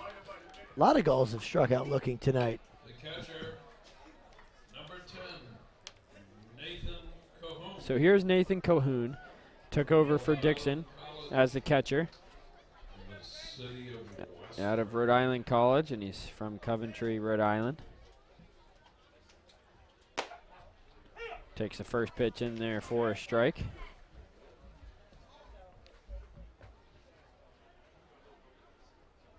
Deal 1, swung on a miss. Good breaking ball there from Thompson. Looks good early in his outing. Probably, most likely the only inning he'll have to pitch. So quickly 0-2 the count here on Cahoon, who calls time. Now step backs in, the 0-2 pitch is up around the letter. See if we can get a shot of the bullpen out there to see if Cairns is working. But the way Murphy pitched the last half inning, you could justify just throwing him out there again, saving Cairns for tomorrow or potentially the next day. It looks like Garrett Barker out there on the mound, who's actually warming up to come in. Well, you probably don't need Cairns in a 7-1 game. No. And you certainly don't want to have to get to Cairns in this game, because that means then the Westerners have come back. A swing and a miss there by Cahoon as he runs down to second, but I believe that was in the glove of Agresti all the way. It was. So back-to-back strikeouts for Thompson to start off the 8th, and now that brings up stay hot Steven Scott, who's 1 for 3. Had that big home run, though. That's big difference in this ball game right now, that home run, all the way back in the second inning. Again, it's so weird. 3-1 ball game. Exactly. And you take that 1 half inning away, and it's a 1-1 game. So many times this year for the Westerners, that's been the case. As Scott takes in at the knees there, 1-1 the count. Scott struck out his last time up. Takes inside again. That home run he hit to right center, just clearing the fence, but it was nonetheless hit a long way. The pitch swung on a miss. Good cut. You know, scouts are going to be impressed with Scott, the way he's performed this NECBL season. Scott and Dixon both. The pitch swung on a miss. He struck him out. So Thompson comes on and strikes out the first 3 batters he faces as we head to the top of the 9th here at Cardines Field. The Gulls looking to close this game 1 out against the Danbury Westerners here on the NECBL Broadcast Network.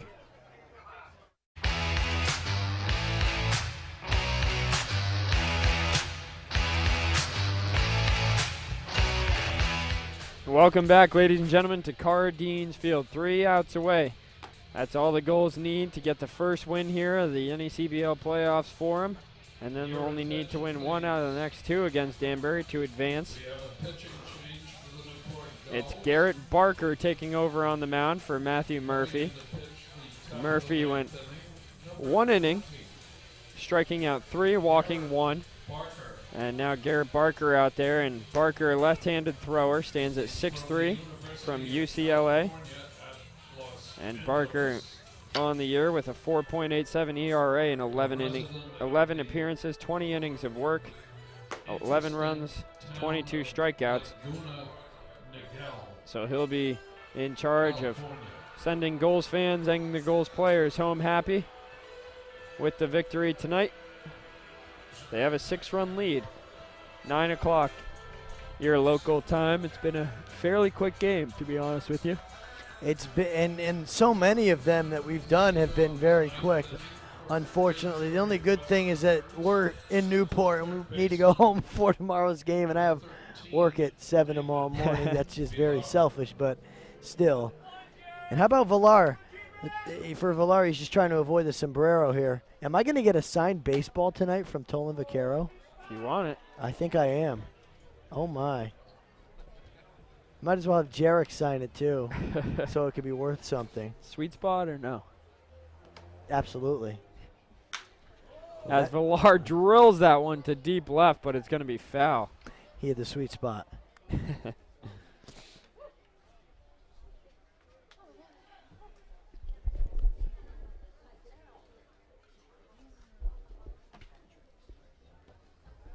There you go. There you go, buddy. Wow, I wish my signature was that nice. 1-1 the count here on Villar. The pitch from Barker outside and low, 2-1. Did you practice that? Have you practiced that like several times? You know, no. Except for when I was 12 years old, sitting in my room. There you go. The 2-1 pitch, up and in, 3-1 to Villar. I think we all have, though, as a little kid. Absolutely. You always fantasize about going pro. Yes. I sit in class. Every time I'd hit a home run in Little League or something, my dad would get me the ball and I'd sign it. It would ruin the ball because my autograph was horrible as Villar flies that one to right. Ranging over on it is Fabio, and he makes the catch on the run. Nice catch. Nice play, Cole Fabio. Wow. He had to run a long way to make the basket catch. Beautiful catch. You see the replay here. Look at Fabio sprinting onto it. The over-the-shoulder grab. So 1 gone here in the 9th. Well, at least Villar doesn't get the golden sombrero. He'll be happy about that, I'm sure. It's Jason Agresti now at the plate, 0 for 3 today. Struck out twice, grounded out to Connor Kaiser over there at short. It's been a relatively easy day for all fielders on this Gulls team. Only a couple ground outs. That pitch popped foul back out of play, and a couple fly outs. The rest have been strikeouts here in this one. What is it, 14 Westerners have struck out today? 14 Westerners. Wow. 14 out of 30 batters. That's awesome. A pitch, outside and low. 2-1 the count. Remember to stay tuned following the game. We'll take a quick break, and then we'll have the post-game report for you. We'll go over final lines for the pitchers, updated stats and standings, and player of the game interview on the field. That pitch in there for a strike on Agresti.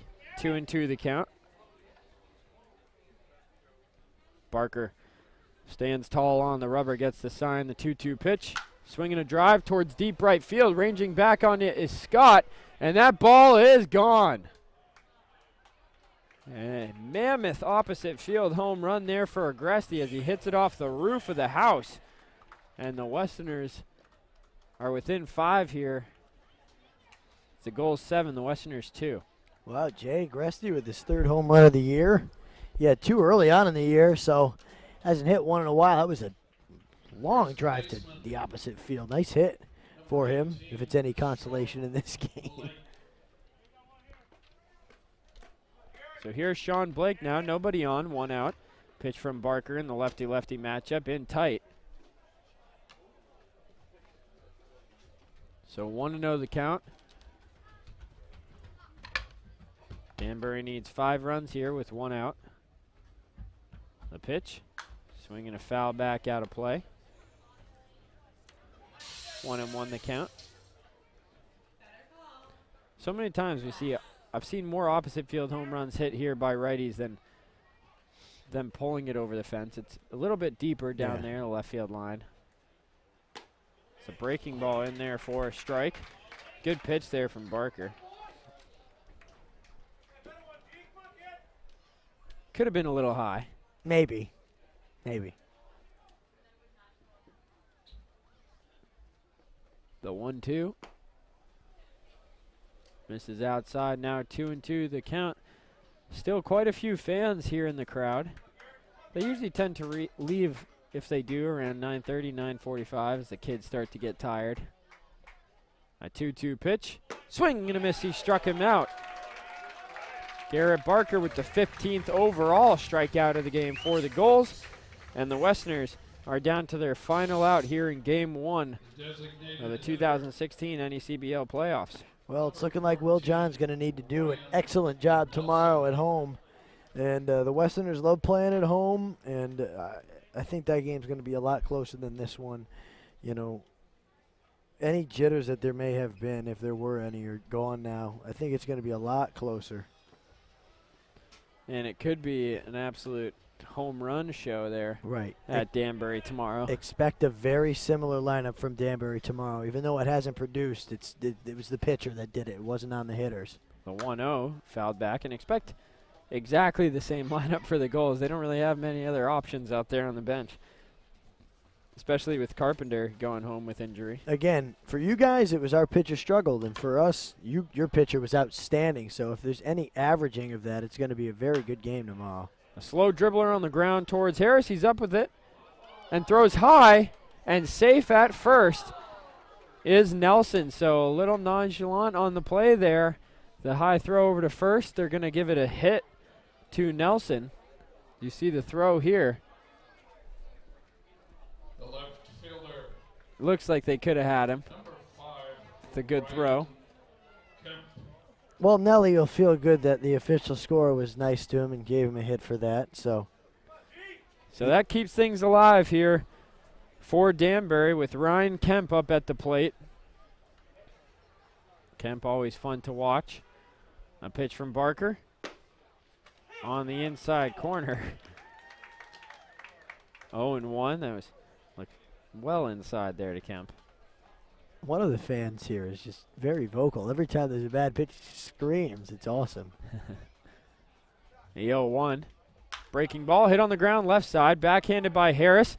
A throw over to first is not in time as it pulls him off the bag. Back-to-back throws by Harris, pulling Broat off the bag. They're going to give him a hit on that one as well. So back-to-back infield singles for the Westerners, and now that'll bring up Uttendorfer, who's 2 for 3 today. Way to go, Ryan Kemp. He said every game, he tells me, make me look good out there today. So, good job, Mr. Kemp. One of the character guys on this team. And he hasn't been there very long, only a couple weeks. He's only been here for, 2, maybe close to 3 weeks. Oh, everybody loves him. He's just an awesome teammate.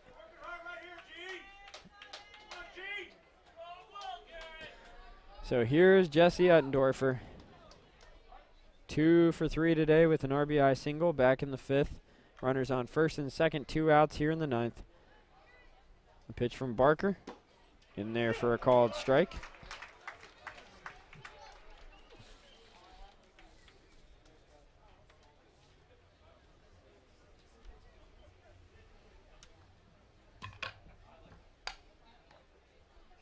The 0-1 on the way from Barker.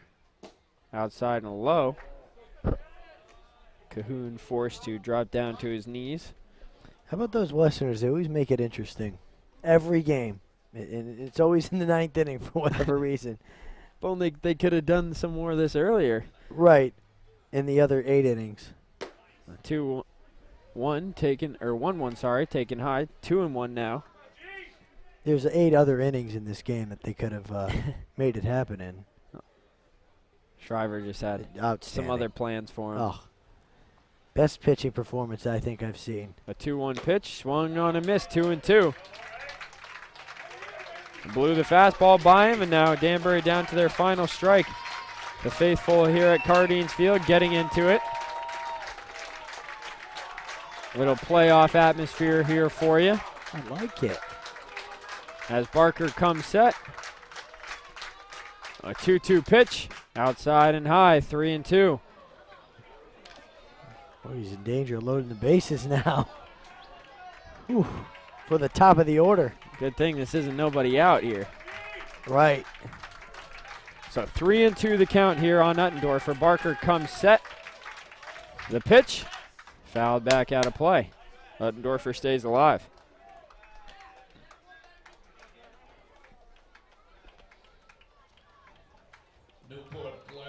We talk about that all-time playoff record. The Gulls lead Danbury 8-1.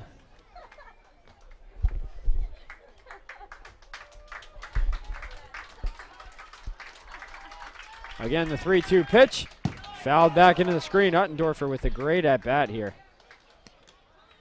What were you saying, Tolan? I'm sorry. Nothing in particular. Sorry, your PA announcer is a character. That's all. That he is. So again, the 3-2 count on the way from Barker. The pitch, again fouled back. Uttendorfer with a tremendous at-bat here. Wow. He'll do this from time to time when the game's on the line. This is what he did before he walked off the New Bedford Bay Sox a couple of weeks ago. Actually, 2 weeks ago to the day. Fouled off a ton of pitches. They were down by 1 in the bottom of the 9th, had a 2-run single. Just like this. Again, the 3-2 up and in. Ball 4, a walk drawn there by Uttendorfer. What an at-bat. And now the base is loaded and 2 outs for the top of the order, Coco Montez. And here comes Coach Al Leyva. This could be just a routine visit with pitching coach Daryl Morehart out in the pen. Or it could be a pitching change. But they don't want to let this one go here. No, because, well, Coco Montez is run number 6 right now at the plate. And he has 3 home runs, he has 4 home runs this year. And he could put a charge into one, that's all I'm saying. And then this game gets very interesting. It's always the 9th inning. I don't know what it is with these Westerners. They're just trying to make it a 3-hour game.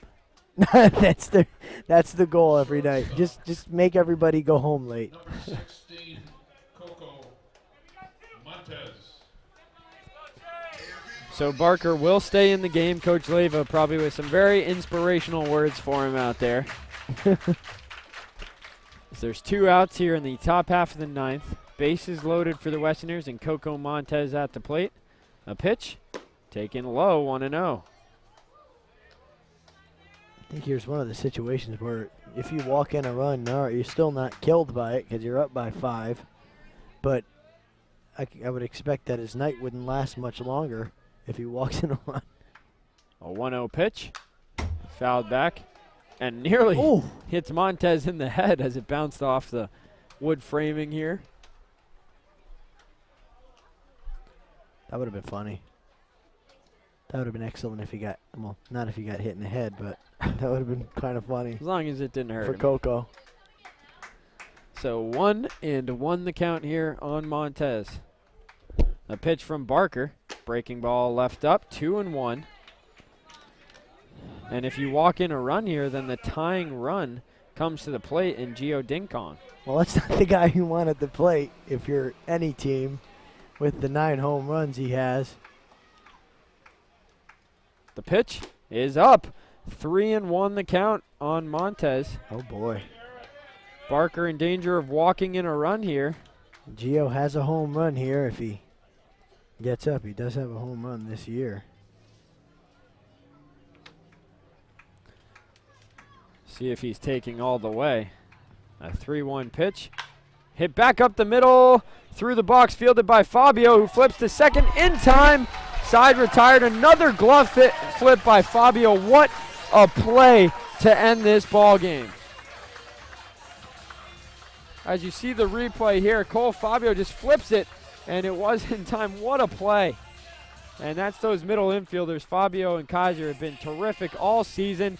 It's the Gulls who take game 1 here of the playoff series against Danbury by a final score of 7-2. We'll take a quick break. When we come back, we'll have the full post-game show for you here on the NECBL Broadcast Network.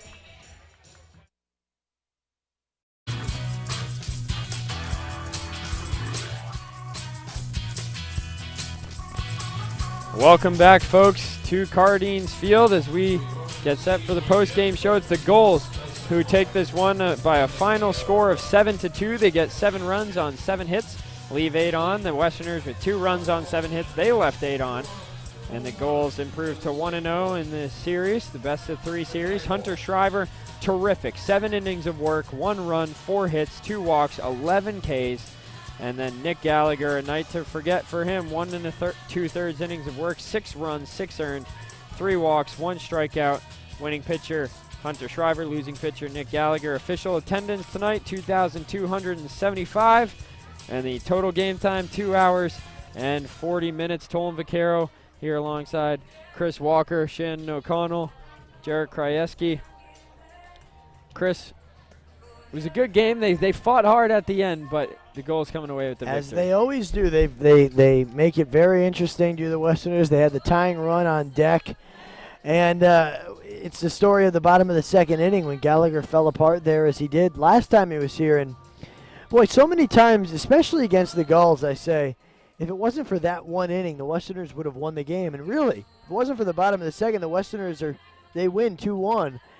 But that's not how it goes in baseball, unfortunately. But it was the one bad inning. The one big inning ruined the Westerners in this game, and now they're down 1-0 in this series. Well, I appreciate you making the trip down here, and of course we'll see you back up there tomorrow in Danbury.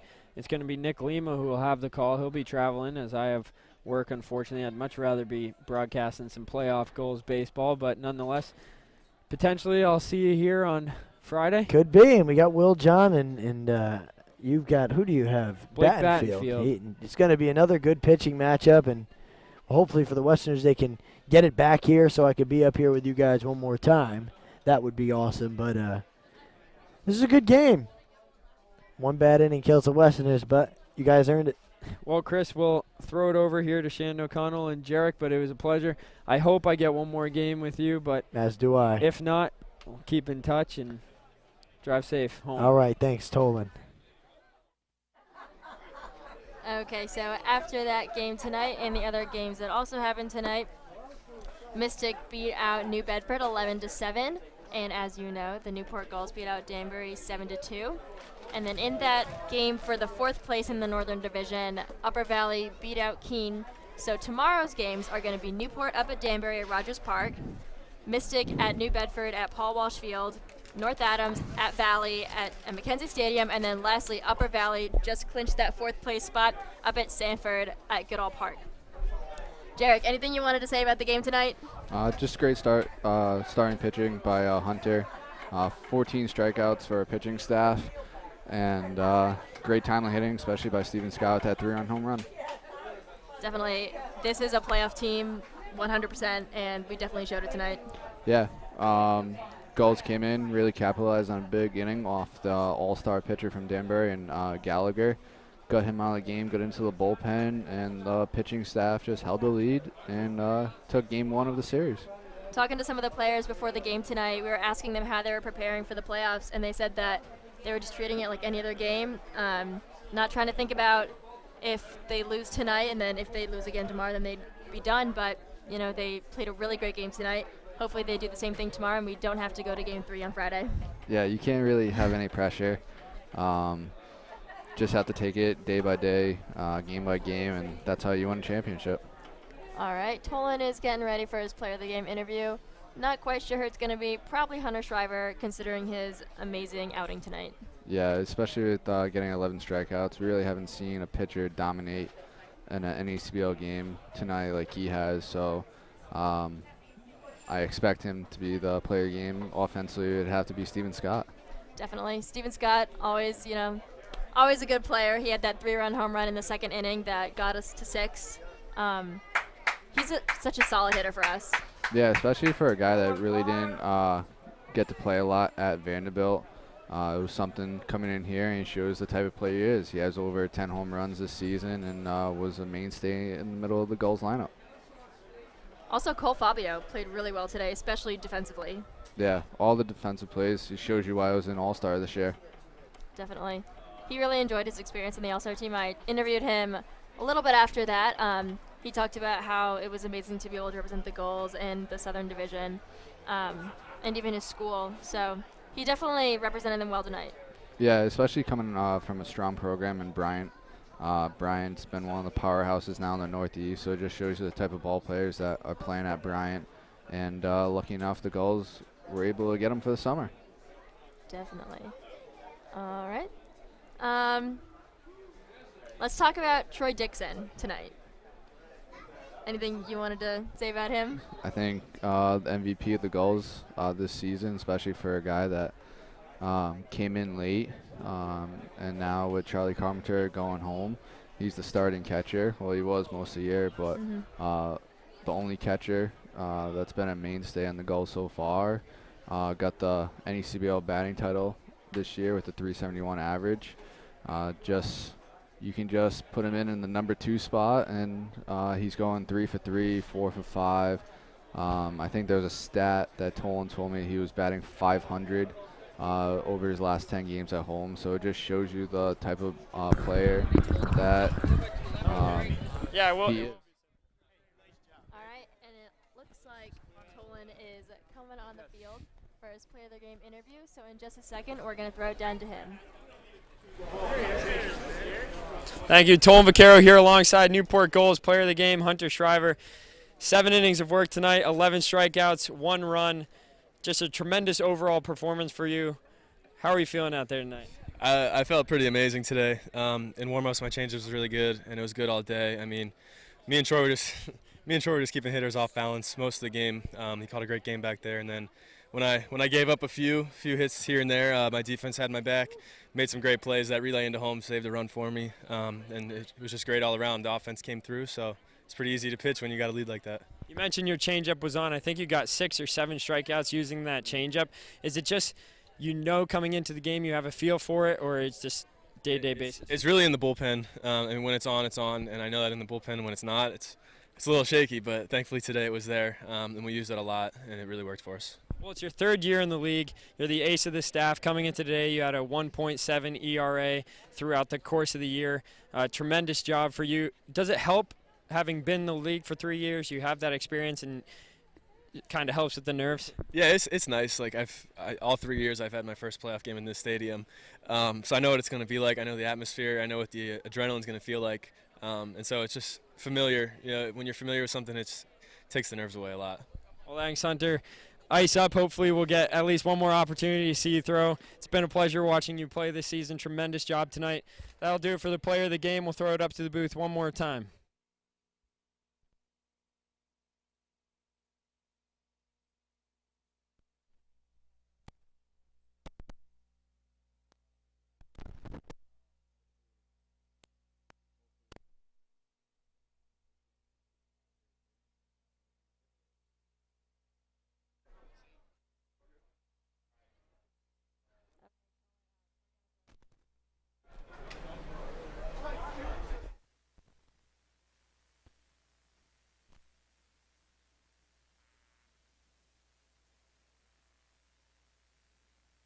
Well, that'll do it here at Cardines Field. Game 1 of the 2016 NECBL playoffs between Danbury and Newport. It's the Gulls taking this one by a final score of 7-2. A tremendous pitching performance by Hunter Shriver.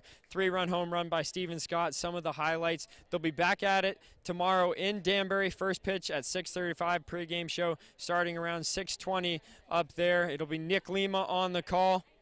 Either way, whether they win or lose tomorrow, the Gulls guaranteed at least one more game at home here at Cardines Field. Hopefully it'll be a win so they can get a off day and then heading into that semifinal series.